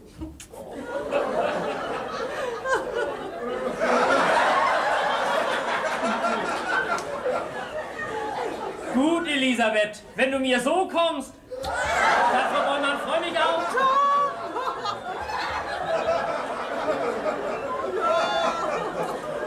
Ach, wissen Sie, so ein kleiner Krach, der muss ja mal sein. Das frischt die Liebe wieder auf, nicht? Worum ging es denn? Ihr Mann war doch wohl nicht eifersüchtig auf seine kleine Frau? Dazu hat er keinen Grund, Frau Bollmann. Nee, das ging ums liebe Geld. Ja, ist auch schlechtes Auskommen, nicht? Alles geht in die Höhe und der Lohn kommt nicht mit, weil er so schlecht zu Fuß ist. Aber so ein kleiner Streit, der legt sich schnell wieder bei uns. Lass das, Emil, du bist genug. Nun lassen Sie ihn doch. Mich stört das gar nicht. Das freut mich sogar. Ja, ich freue mich, dass Sie gut verheiratet sind. Siehst du, Frau Bollmann freut das sogar. Opa, nun sag du ihm, er soll das lassen. Ich geniere mich ja schon vor Frau Bollmann. Ah, da brauchst du dich nicht zu genieren, mein Kind. Wenn man sich lieb hat, dann braucht man sich nicht zu genieren. Guck mal, ich geniere mich ja auch nicht, ne?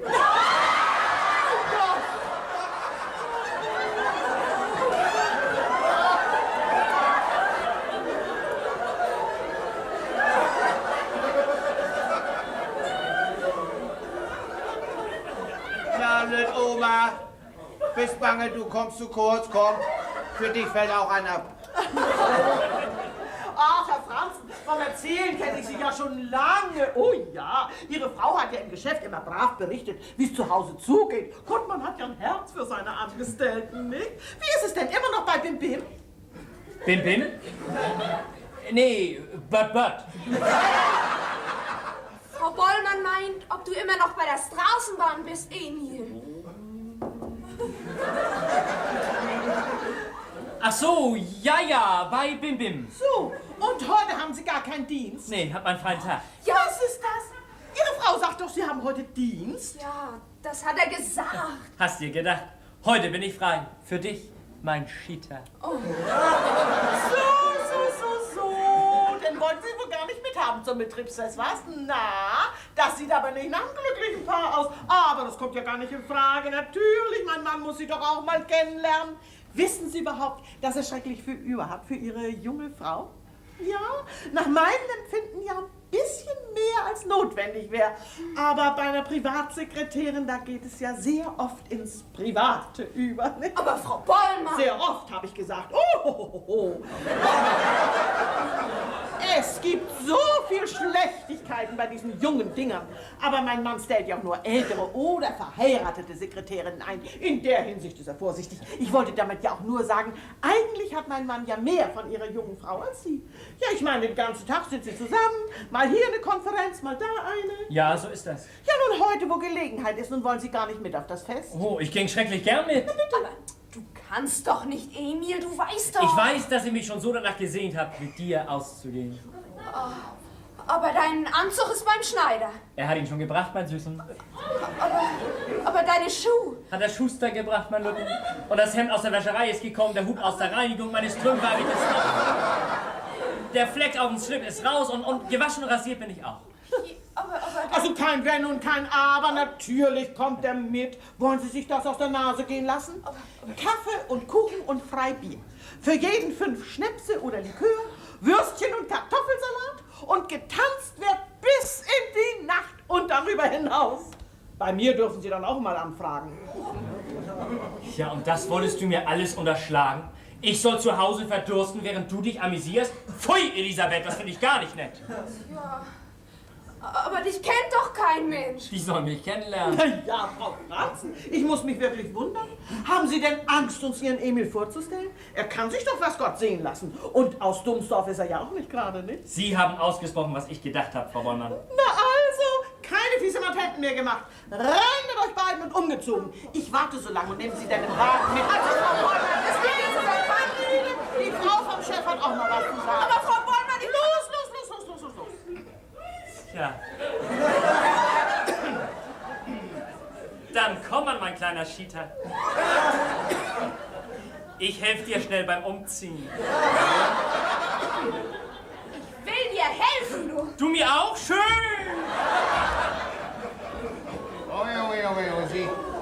Sie können den Kram aber regeln.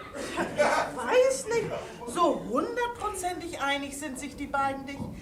Irgendwas stimmt da doch nicht. Ja, sagen Sie mal, wo ist denn eigentlich der Lütte? Der Lütte? Ja. Ach, der Lütte? Das steht bei uns in der Küche. Sie passen ja immer so gut auf das Kind auf, hat Frau Lisa mir erzählt.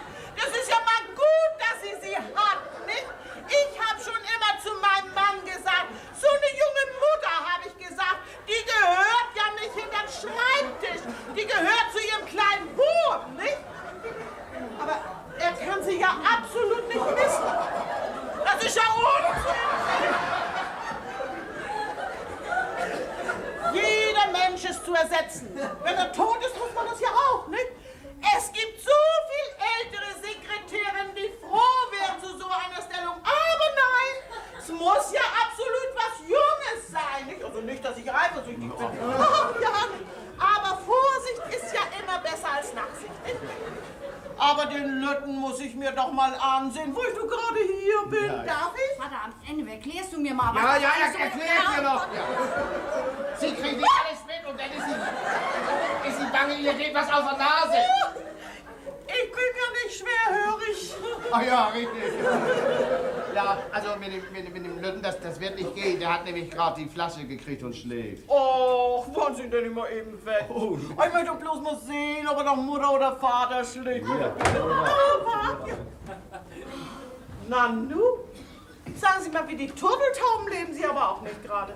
Hatten Sie sich schon wieder in der Wolle? Ja, sie hat mich rausgeworfen, weil ich ihr beim Umziehen nicht zugucken darf. Ja, sie ist genannt auf sich wie eine Jungfer. Vor den eigenen Mann? Das schon mit Ihnen. Ja, genannt ist jemand einmal. Oh, in dieser Sache, da ist sie direkt immer eine Etepetete. Nicht mal ich traf da rein, wenn sie ein Hemd steht. Oh. Ne? Aber da ist ja doch wirklich nichts bei, nicht Klaus? Nee, Opa.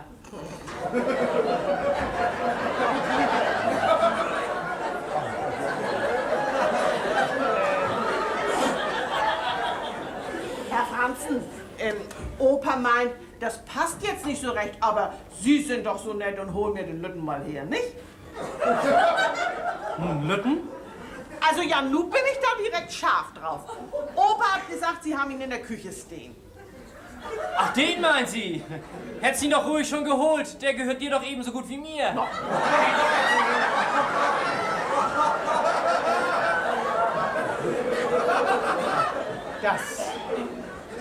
Das geht nicht.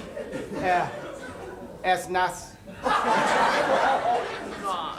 Hast du schon mal einen Lütten gesehen, der trocken ist? Also, holen Sie ihn, ja? Oh, na klar. Oh, der ist in Ordnung, sag ich Ihnen. Ist ein kleiner Franzose.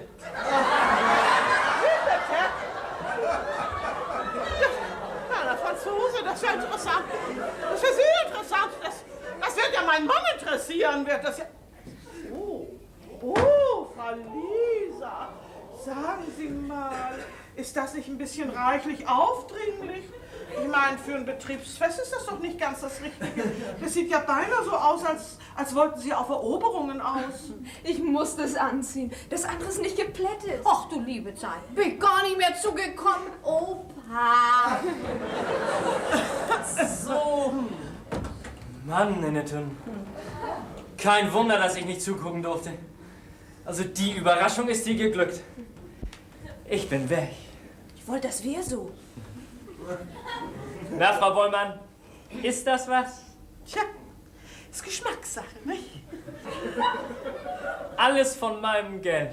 Oh ja, Sie hätten ein paar Mark mehr für Stoff. Ja, das stimmt, Frau Bollmann. Das sind nackte Tatsachen. Kinder, ihr könnt sagen, was ihr wollt. Mir gefällt das. Genießer. Na ja, wenn der eigene Mann ja dazu sagt, sind wir wohl schon ein bisschen zu altmodisch, nicht? Aber Sie hatten mir doch versprochen, den Lütten herzubringen. Frau Bollmann kann es gar nicht abwarten.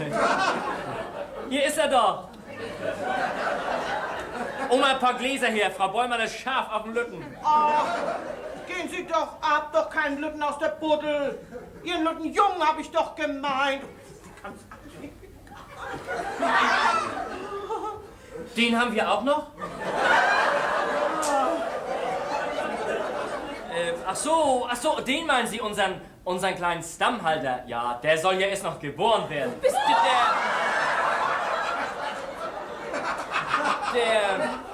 Der mir unseren kleinen Prinzen aus dem Schlaf holt. Oh, so weit kommt das noch. Ja, dann eben nicht. Dann können wir ja nun wohl endlich gehen. Lange genug hat es ja nun gedauert.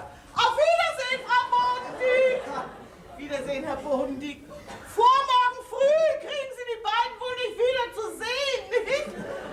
Die Frau, gucken Sie mal wieder rein. Dankeschön, ja. Darf ich bitten? Wenn das bloß gut geht. Und du kannst dir inzwischen mal überlegen, in welcher Ecke du liegen willst.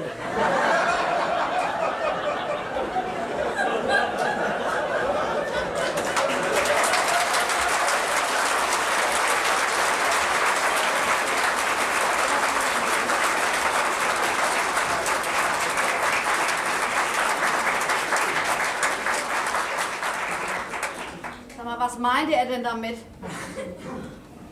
Die haben rausgekriegt, dass wir doppelt vermietet haben.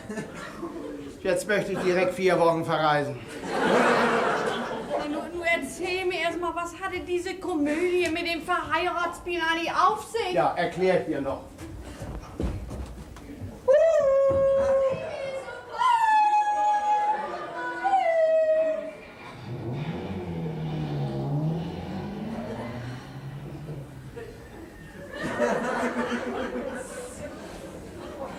Ach, Mutter, was würd ich da umgeben, wenn ich nur statt Klaus an Lisa ihre Seite gehen könnte? Und ich statt Lisa an Klaus seiner Seite. Dann wären wir ja wieder zusammen. Und dennoch so jung wie damals, ne? Kannst dich doch noch auf besinnen. Och, was warst du für ein schmucken Kerl? Ja, da hast du recht. Aber du konntest dich ja aussehen lassen, du. Hätt's mich noch mal wieder genommen. Ohne zu überlegen.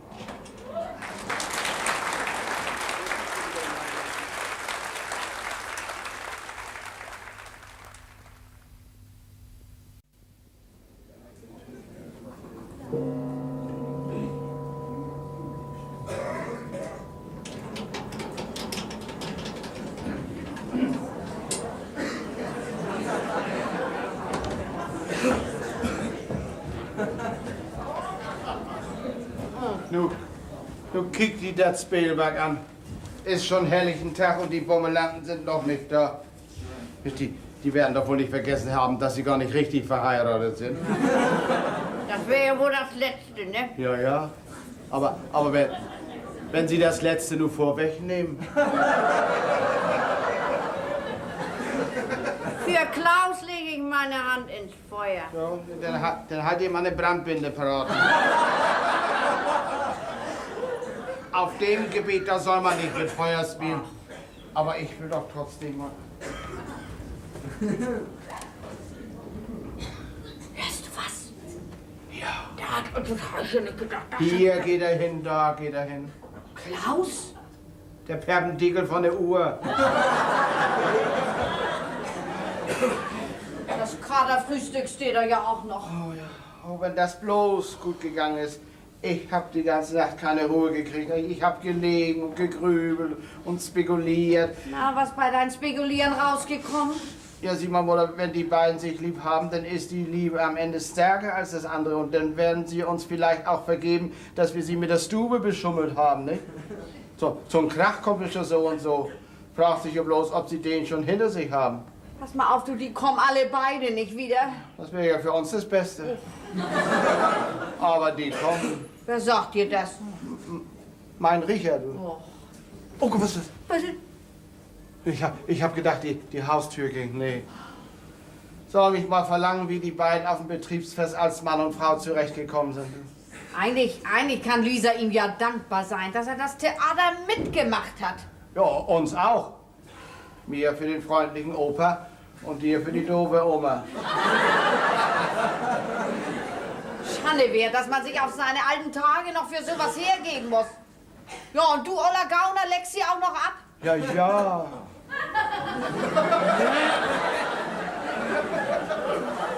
Notgedrungen. Ja, notgedrungen, du. Du, da sind sie. Wasch auf. Vater, wo willst du denn hin? Mal sehen, wie das Barometer steht. Du wirst dich verkühlen, Vater. Mach dich dünn. Gott sei Dank, Sie sind noch nicht hoch. Psst, nicht so laut. So lange habe ich mein Lebtag noch nicht getanzt. Die hatten das da mächtig mit den alten Tänzen, ne? Wenn hier ein Pott mit Birnen und so ein Pott mit Brie, dann lohnt ich Brie und Birnen. Aber gurkenblutig nicht tun. Süß, ne? Sauer. Ach was, du Lüttentüdelbüdel. Von Oma und Opa ist das süß, dass sie uns ein Kaderfrühstück bereitgestellt haben. Mein Kater hält mehr vom Bier. Danke sehr. Hoppla. Emil! Emil! Kader können doch nicht schwimmen. Klaus heiße ich, das habe ich dir nur schon 50 Mal gesagt.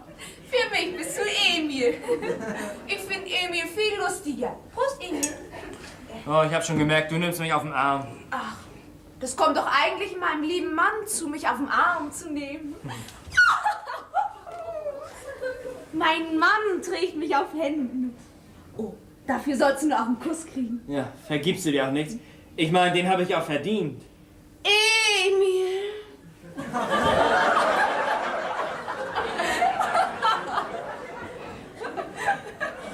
Du hast allen Grund, mir dankbar zu sein und dabei machst du dich lustig über mich. Dankbar, weil ich stillhalten musste, als du mich immer zu abküsstest. Vor allen Leuten. Das habe ich doch bloß getan, damit die keinen Verdacht kriegen. Siehst du, Theater war alles. Aber ich muss sagen, für die Rolle hättest du den Oscar kriegen müssen. Emil. Auf dem ganzen Weg nach hier habe ich versucht, dir klarzumachen, dass ich dich schon leiden mochte, bevor dieses Theater anfing. Nicht so ernst, Emil. Du willst immer so ernst sein. Und dabei hast du klein sitzen. Oh, ist das komisch. Ah, nun bin ich auch noch komisch. Oh, Emil, bist du nüdelig. Emil, komisch, nüdelig. Fällt dir noch was anderes ein, wo man sich was auf einbilden kann? Ich mach komische, nüdelige Emils. So. Ich möchte, dass du mich ernst nimmst. Ich nehme dich, Emil, ernst. Ernst, Emil. Allein die Art, wie du das sagst. Ich nehme dich, Emil, ernst, Emil. Ist der reinste Hohn. Ach, du kannst ihn auf die Palme bringen, du. Oh, wenn du oben bist.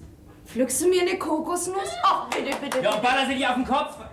Ach, wie brutal. So lange sind wir doch noch gar nicht verheiratet. Sind doch noch in den Flitterwochen. Hast doch recht. Komm. Wird Zeit, dass wir in die Haie kommen. Heilstopp. Endstation. Ihr Schlafcoupé ist da auf dem Sophia. Das sehen Sie schon an der karierten Bettdecke. Das könnte Ihnen so passen. Das Zimmer gehört mir. Ich lasse mich doch nicht vor die Tür setzen.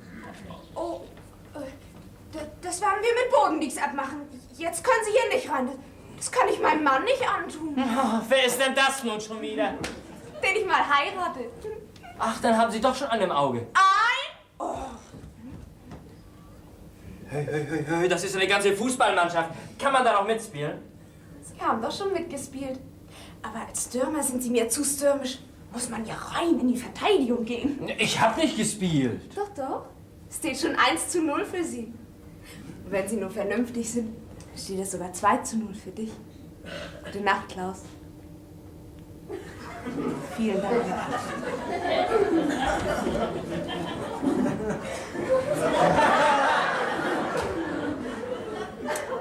Gute Nacht, Klaus. Dadi.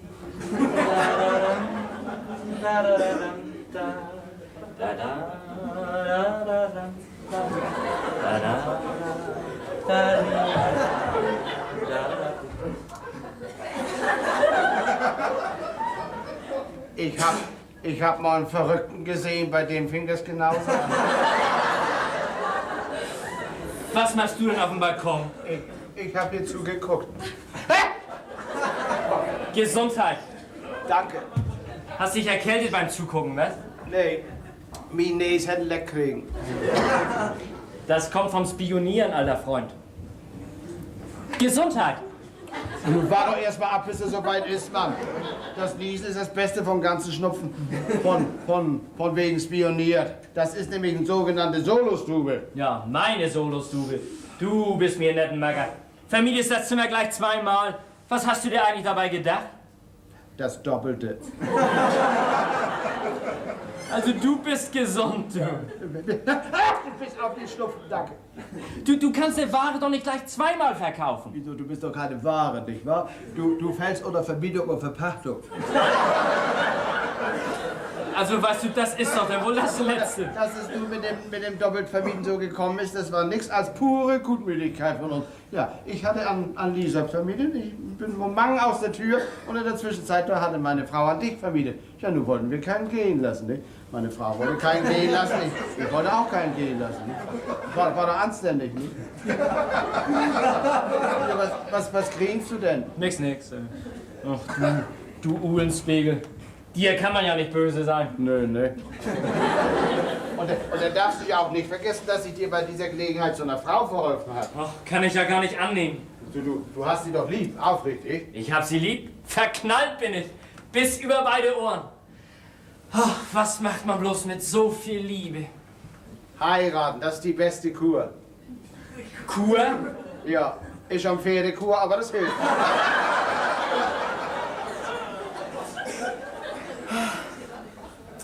Da liegt sie nun. Ganz dicht bei und doch so weit weg, weil ich nicht zu ihr darf. Muss einen kleinen Umweg machen. Über den Balkon. Übers Standesamt. August, wenn sie will, ich nehme die Pferdekur auf mich. Der Vater, ich meine, ihr Stiefvater, der hat ja was an den Hacken, ne? Mir Portugal. Ich nehme sie auch ohne Hemd. Ich bin bloß neugierig, was mein Alter sagen wird, wenn ich mit ihr ankomme und stelle ihm seine Schwiegertochter vor. Ja, das soll mich auch mal verlangen. Ich bin auch gar nicht dazu gekommen, mich richtig vorzustellen. Sie weiß bloß, dass ich Klaus heiß. Und das kleine Aas hat immer Emil zu mir gesagt. Holen wir alles nach. Morgen. Morgen. Nee, heute. Heute ist ja schon morgen. Guten Tag. Klaus, ich muss dir reinen Wein einschenken. Mach nicht mehr. Keinen Schluck. Bin müde. Noch. Ist aber besser, ich sag dir, was los ist. Das wird schon Hä? Ja, Chinesisch kann ich nicht verstehen. Tja, er schläft. Was ist? Ich hab bloß Hatisha gesagt. Gesundheit. Danke. Oh, Mensch, da habe ich mir ja was aufgesagt. Was, so früh schon? Mutter, ja? Mach mal auf. Ich bin noch nicht salonfähig. Ja. Na, Vater, wie stand denn das Barometer nun? Oh, komm hier. Auch veränderlich. Die beiden, die wissen nicht, dass sie Bruder und Schwester sind. Vor lauter Süßholzraspeln sind sie gar nicht dazu gekommen, sich auch mal über was Vernünftiges zu unterhalten.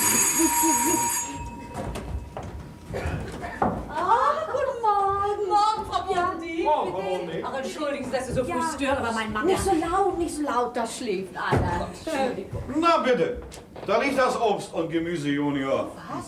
Du wolltest mir ja nicht glauben. Wieso das ist? Ja, ist das nicht der Vertreter für Staubsauger? Ja, also das mit dem Vertreter, das war ein falscher Irrtum von meinem Mann. Fernfahrer ist er. War er. Frau Bodendick ist nicht gut auf mich zu sprechen. Nee, das bin ich auch nicht. Der Junge hat das so gut gemeint, dass er die Apfelsinen stehen gelassen hat. Ja. Der hat Sinn für Geschäftsinteresse. Und Sie untersuchen nicht mal, warum er das wohl getan hat. Nö, gleich hin zu seiner Firma und ihn um seine Stellung bringen, nicht? Das Corpus Delicti. Hätte er mir nicht gleich sagen können, was damit los ist? Er hat ja nichts zu sagen bei Ihnen. Weil er am liebsten mit dem Kopf durch die Wand will. Naja, der Apfel fällt nicht weit vom Birnbaum, ne? Oh. Besser so als so ein Brotbüdel, der keine eigene Meinung hat, nicht? Mein Mann, der hat schon eingesehen, dass er ihm Unrecht getan hat, nicht? Ja, das stimmt. Aber sagen Sie mal, ich wollte es ja gar nicht glauben. Lisa und Klaus unter einem Dach? Ja, das ergab sich so. Also komisch. Sie gehen sich aus dem Weg und hier laufen Sie sich in die Arme. Ja, aber erst seit gestern. Die wissen doch noch gar nicht, dass sie miteinander verwandt sind. Das wissen Sie doch gar nicht. Na, da haben wir den Spektakel ja noch vor uns, ne? Naja, dann wollen wir da mal gleich mit anfangen. Wollen hoffen, dass es dann reinen Tisch gibt. Hey Jung, Besuch? Helmut, doch nicht so laut. Nee. Ach, bitte. Geh den Augenblick nach nebenan, ja? Tja, Herr Jäger, dann kommen Sie mal mit mir in die Küche, nicht? Frau Jäger will mal sehen, wie der Hase läuft.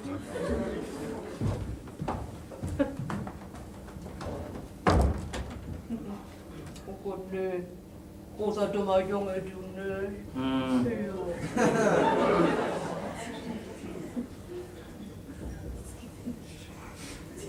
Morgen, Herr Jäger. Ausgeschlafen? Nee. Wie kommt sie denn hier rein? Ach, da so. Ach so, ja. Ich bin ja ausquartiert. Sind Sie nicht? Ja, die bin ich. Sie war noch damals mit Lisa hier, ne? Die Schwester, Nicht ganz. aber verwandt. Sehr. Ja, Sie müssen entschuldigen, dass ich hier so kümmerlich... Notquartier. Sie wollen zu Lisa? Ja. Ja, sie schläft noch.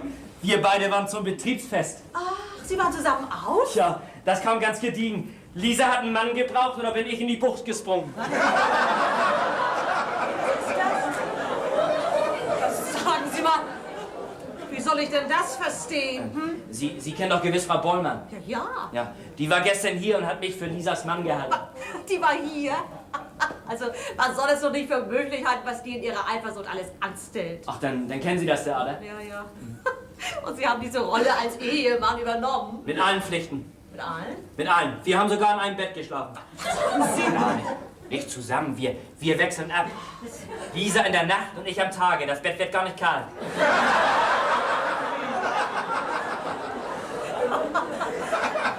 Wie ist denn sowas möglich? Ja, unser Logiewirt hier, August Bogen, der hat das Zimmer gleich zweimal vermietet. Der Gauner kriegt es spitz, dass ich als Fernfahrer am Tage schlaf und Lisa nachts. Da hat er gedacht, Holzauge sei wach und die Miete gleich zweimal kassiert. Junge. Das ist so lange gut gegangen. Ja, bis gestern. Darum musste ich auf das Sofa. Kavalier. Ja. Sie kennen die Eltern von Lisa? Oh ja, bestens. Wir sind zusammen verwandt. Lisa, ist sie... hat sie schon einen Freund oder so? Nee, nicht, dass ich wüsste. Das wundert mich eigentlich. Gott, ist wohl noch nicht der Richtige gekommen. Ne? Ich glaube nun doch. So. Ich. Ach.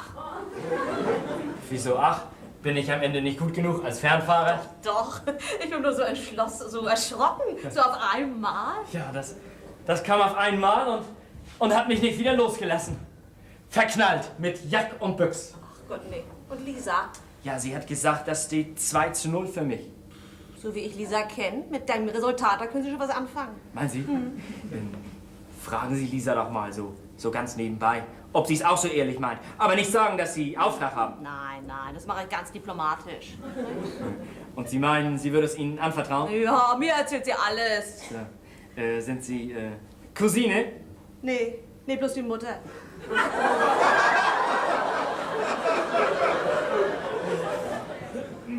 Tammy.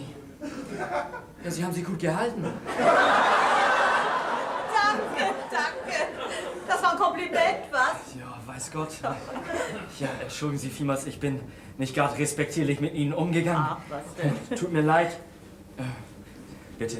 Danke. Aber nun wissen Sie ja genau, wie es um mich steht. Wir beide, wir verstehen uns ja schon, ne?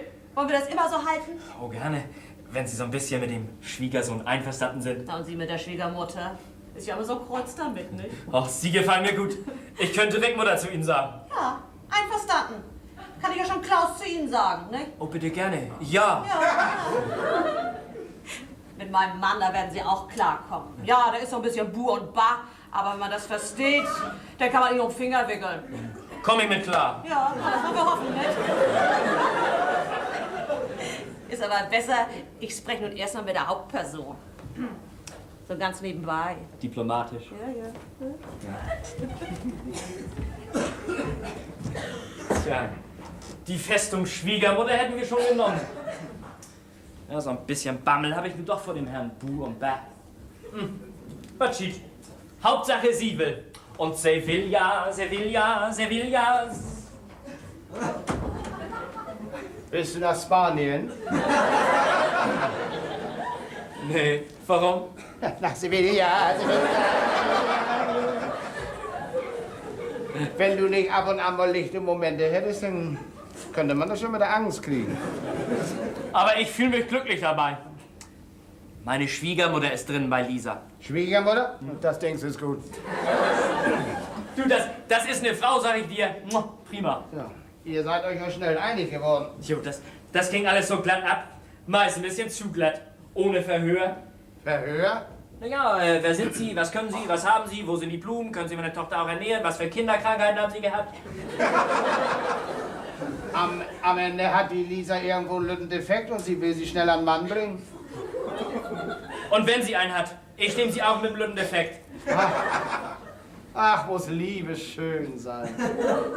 Ist doch ein schönes Gefühl, nicht, Klaus? Ja. Ich meine, wenn der Verstand so langsam in den Eimer geht.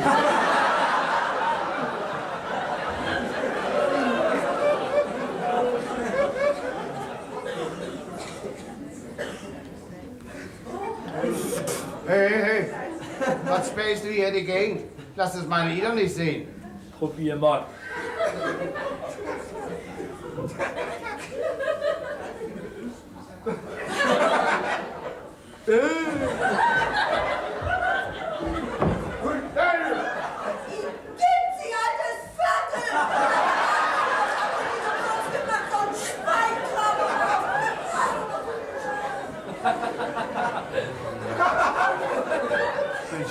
habe ich ja was gemacht. Genau auf den Sondershut von der Sprotschen. Da habe ich ja bannig Glück mit den Leuten was auf den Kopf zu schmeißen. Ich glaube, nun bist du wohl an der Reihe, dich vor ihr zu entschuldigen, was? Du, das war eine Gemeinheit von dir, mir so eine salzige Apfelsine anzubieten. Du, wo kommt die überhaupt her? Die ist von dieser ominösen Partie? Oh, von dir war das ominös. Ich muss erst mal raus und gurgeln.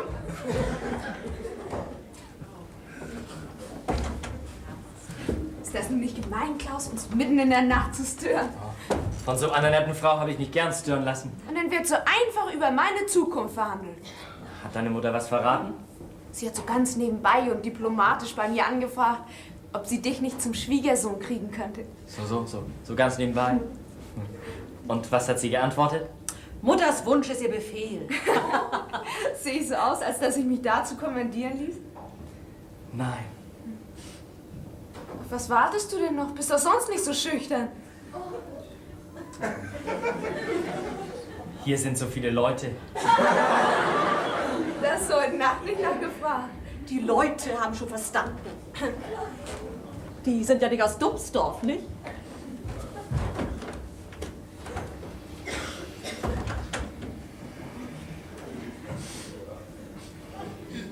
Sie ist weg. Ich auch. Einfach weg. So ein Schweinkram!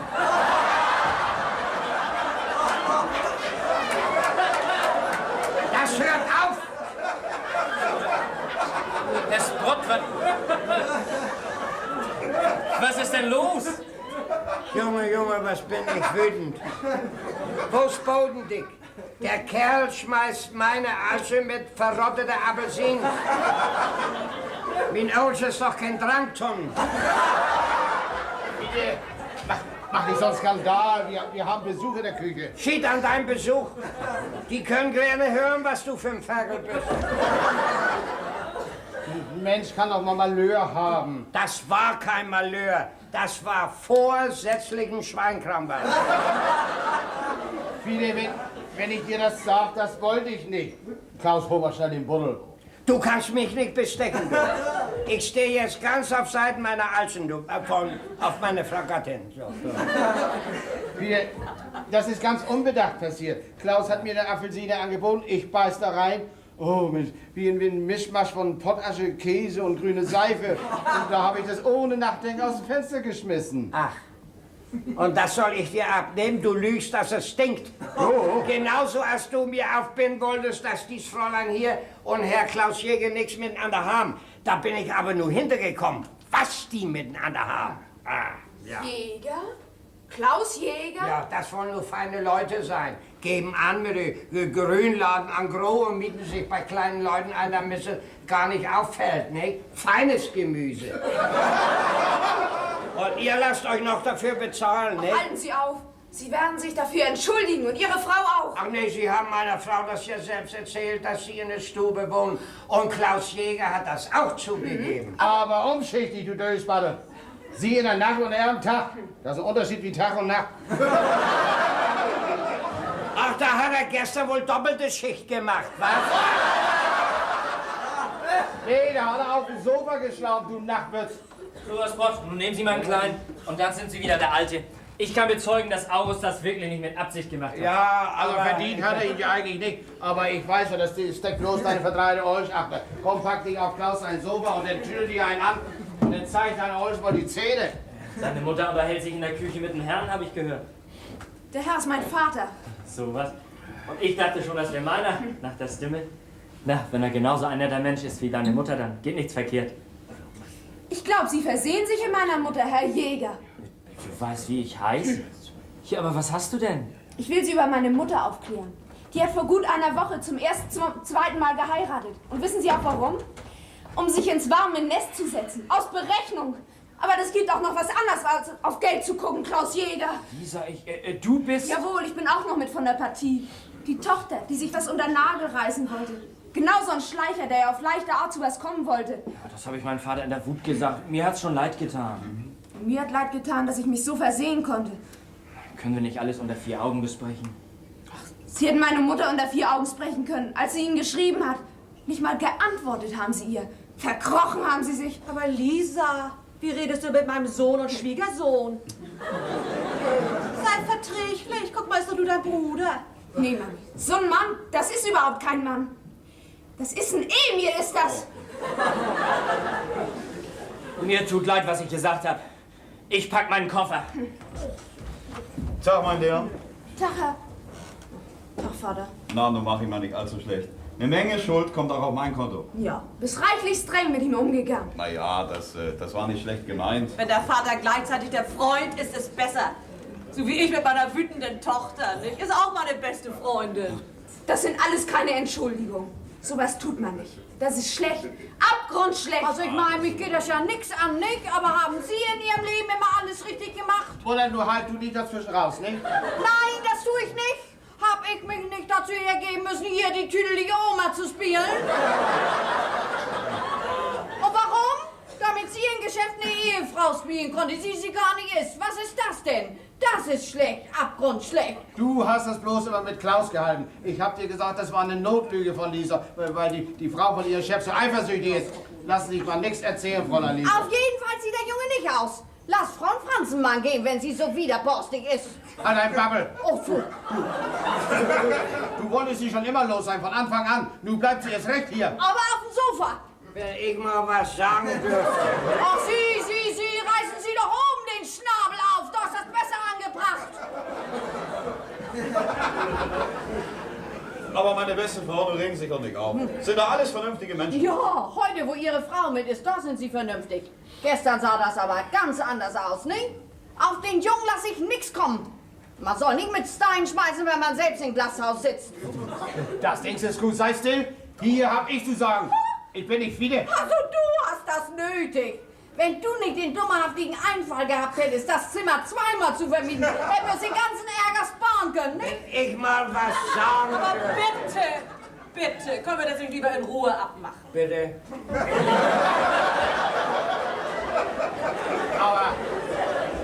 Aber zu der Miete, da hast du nicht nee gesagt. Da hast du die Hand aber fix hingehalten. Ja, ich habe Ihnen erzählen lassen, Herr Bodendieck, was Sie sich da erlaubt haben. Ich will da nur nicht näher auf eingehen, aber das war alles andere als recht. Was, wollen Sie sich auch noch mit mir anlegen? Also wenn ich nur endlich mal was sagen dürfte. Schnack doch los, Mann. Ja. Also wenn ich mal so... Na, Ja, nur habe ich das vergessen.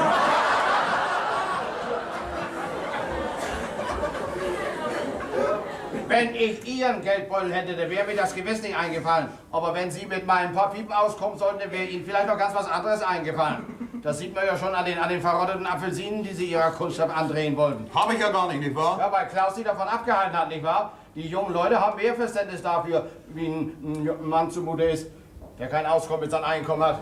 Sie haben Grund, sich aufzuregen, besser Mann. Och, Sie können mir einmal. Och, mir ist die Petersilie auch verhagelt. Bodendieck. Nee. Ach, komm mit, Helmut, wir wollen sie auch noch mit Bodendieck erschüren. Die sind wie Vater und Mutter zu unseren Kindern gewesen. Die haben es nicht verdient. Oh. Naja, wenn du meinst. Hm?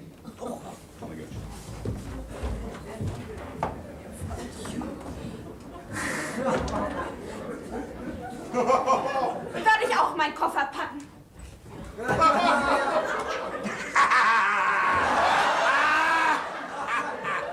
Was Genuss! Mal zuzuhören, wenn die anderen sich auch mal in die Wolle haben. Was ein Genuss! Ach, mir ist so leicht zumute.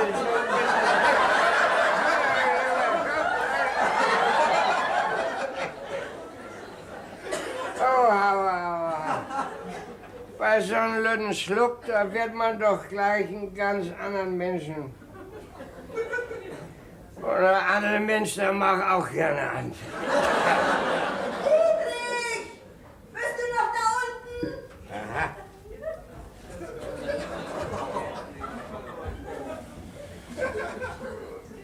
Aha. Hat mich einer gerufen? Was hast du denn noch da unten zu suchen? In was für ein Ton schnackst du denn mit mir, mein Süßen, was? Sofort kommst du rauf, du! Nee, ich bleib hier, du.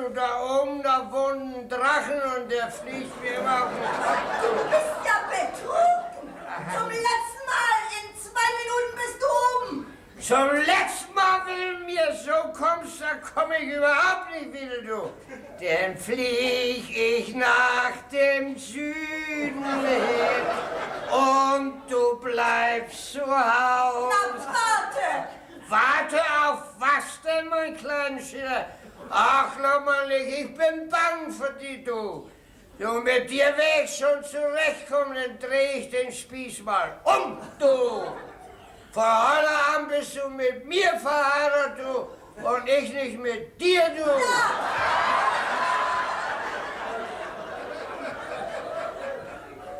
Wie nett von dir, du, wie zuvorkommend. Mein Kopf, der war gerade so heiß. Vielen Dank. So.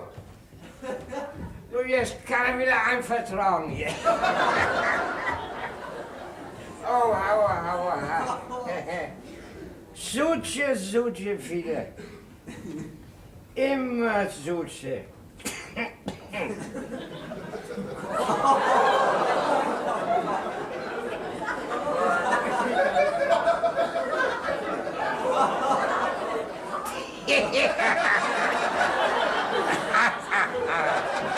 Oh, viele, bloß nicht tun werden.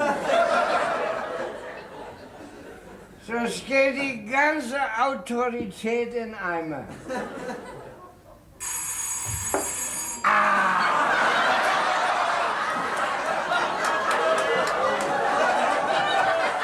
Das ist es!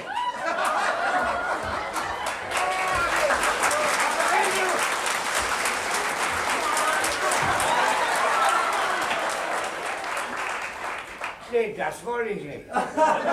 Nee, ich hab gedacht, weil ich doch, und da dachte ich bin ganz nass. Nicht nur von draußen, wie mir scheint. Nee, mein Nachbar hat mir einen kleinen eingeschenkt. Na, das ist wohl nicht bei einem geblieben, was? Nee. Sind die jungen Leute schon auf? Ach, Sie meinen Fräulein Franzen und Herr Jäger? Ja, die sind alle hoch. Ich meine das Ehepaar Franzen. Haben wir nicht. Nee. Kriegen wir auch nicht wieder rein. Oh, Sie haben aber doch nicht einen getankt. Ja. Ich meine das junge Ehepaar, was da drin wohnt. Sind Sie nicht? Lisa Franzen, die spielt wohl eine Ehefrau, nicht? Aber bloß im Geschäft, weil die Alsche von ihrem Chef, weil die so ein eifersüchtigen Vogel ist, nicht? Was? Aber Klaus Jäger ist noch ein freier Wildbrettschütze und hat ein Weitrevier. Ja, entschuldigen Sie, meine gnädige Frau, aber ich werde nur erwartet. Ich bin ein freier Wildbrettschütze und hab ein Weitrevier. Halali, halali, dickerli.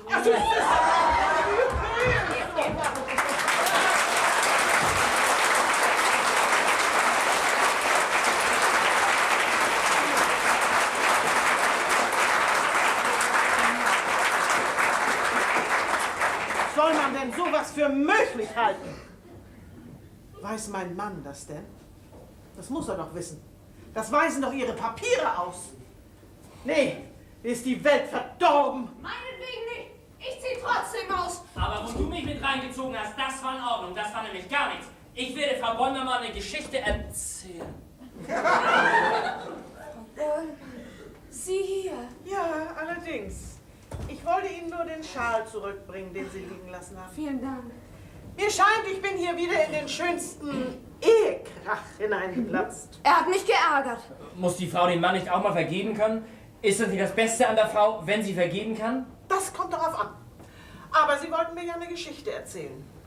Kann ich denn mehr tun, als mich entschuldigen? Sag, dass du mir vergeben willst. Nie. Gut. Dann soll Frau Bollmann hören, was ich hier für ein Los als Ehemann habe. Hören Sie gut zu, Frau Bollmann. Aber lass doch den Ehetratsch, Emil. Das interessiert Frau Bollmann gewiss nicht. Doch, erzählen Sie nur. Vergibst du mir? Gut, ich vergeb dir. Mit einem Kuss als Siegel. Der gilt nicht. Muss das Siegel schon ein bisschen fester andrücken. Erpresser. Oh, also nu braten wir einer's doch. Nee, bloß nicht. Ich glaube, Adebar kriegt bald was zu tun. Dann werde ich Ihnen eine Geschichte erzählen, Herr Jäger. Sagen Sie, Fräulein Franzen, sie könnte sich morgen Ihre Papiere abholen. Als Privatsekretärin ist uns Ihr Privatleben nicht sauber genug. Moment mal, Frau Bollmann. Hier ist alles ganz sauber zugegangen. So, auch die Komödie, die Sie mir vorgespielt haben, Opa. Sie sollten sich doch was schämen. Habe ich schon. Haben Sie nicht auch so ein bisschen Schuld an dieser Komödie, Frau Bollmann? Ich? Wer sind Sie denn überhaupt? Lisas Mutter. Ach, sagen Sie bloß, dass Sie das gewusst hätten, dass Ihre Tochter sich mit Luch und Betrug bei uns eingeschlichen hat. Na, bei Ihnen sich eingeschlichen hat, wollen Sie doch wohl sagen, nicht? Denn Sie bestimmen doch, wen Ihr Mann einstellen darf oder nicht. Wer jung ist oder nicht verheiratet, hat keine Chance. Können Sie Ihren Mann nicht anders halten? So halten Sie ihn jedenfalls nicht. Danke für den Lex. Ich weiß selbst, was ich zu tun habe. Na, ich glaube, Ihr Mann, der kriegt nur was zu hören, nicht? Denn schnacken kann sie ja. Lasst sie reisen, die ändern wir nicht mehr. Tja, was soll ich denn nun machen? Keine Stellung, kein Zuhause. Na, wie ist es, Herr Jäger? Können wir Lisa nicht bei Jäger Obst und Gemüse an Gros unterbringen? Tja, da kann ich nicht zu sagen, Herr Jäger. Im Geschäft ist denn bloß einer und das ist der alte Jäger.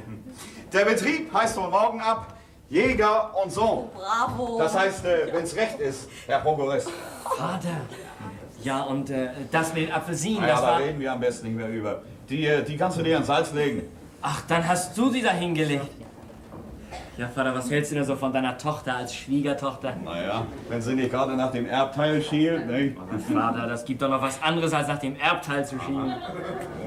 Gut, ich nehme die Stellung bei euch an. Und was kann ich dabei verdienen? Ich tippe auf eine ganze Reihe Lütte Jägers.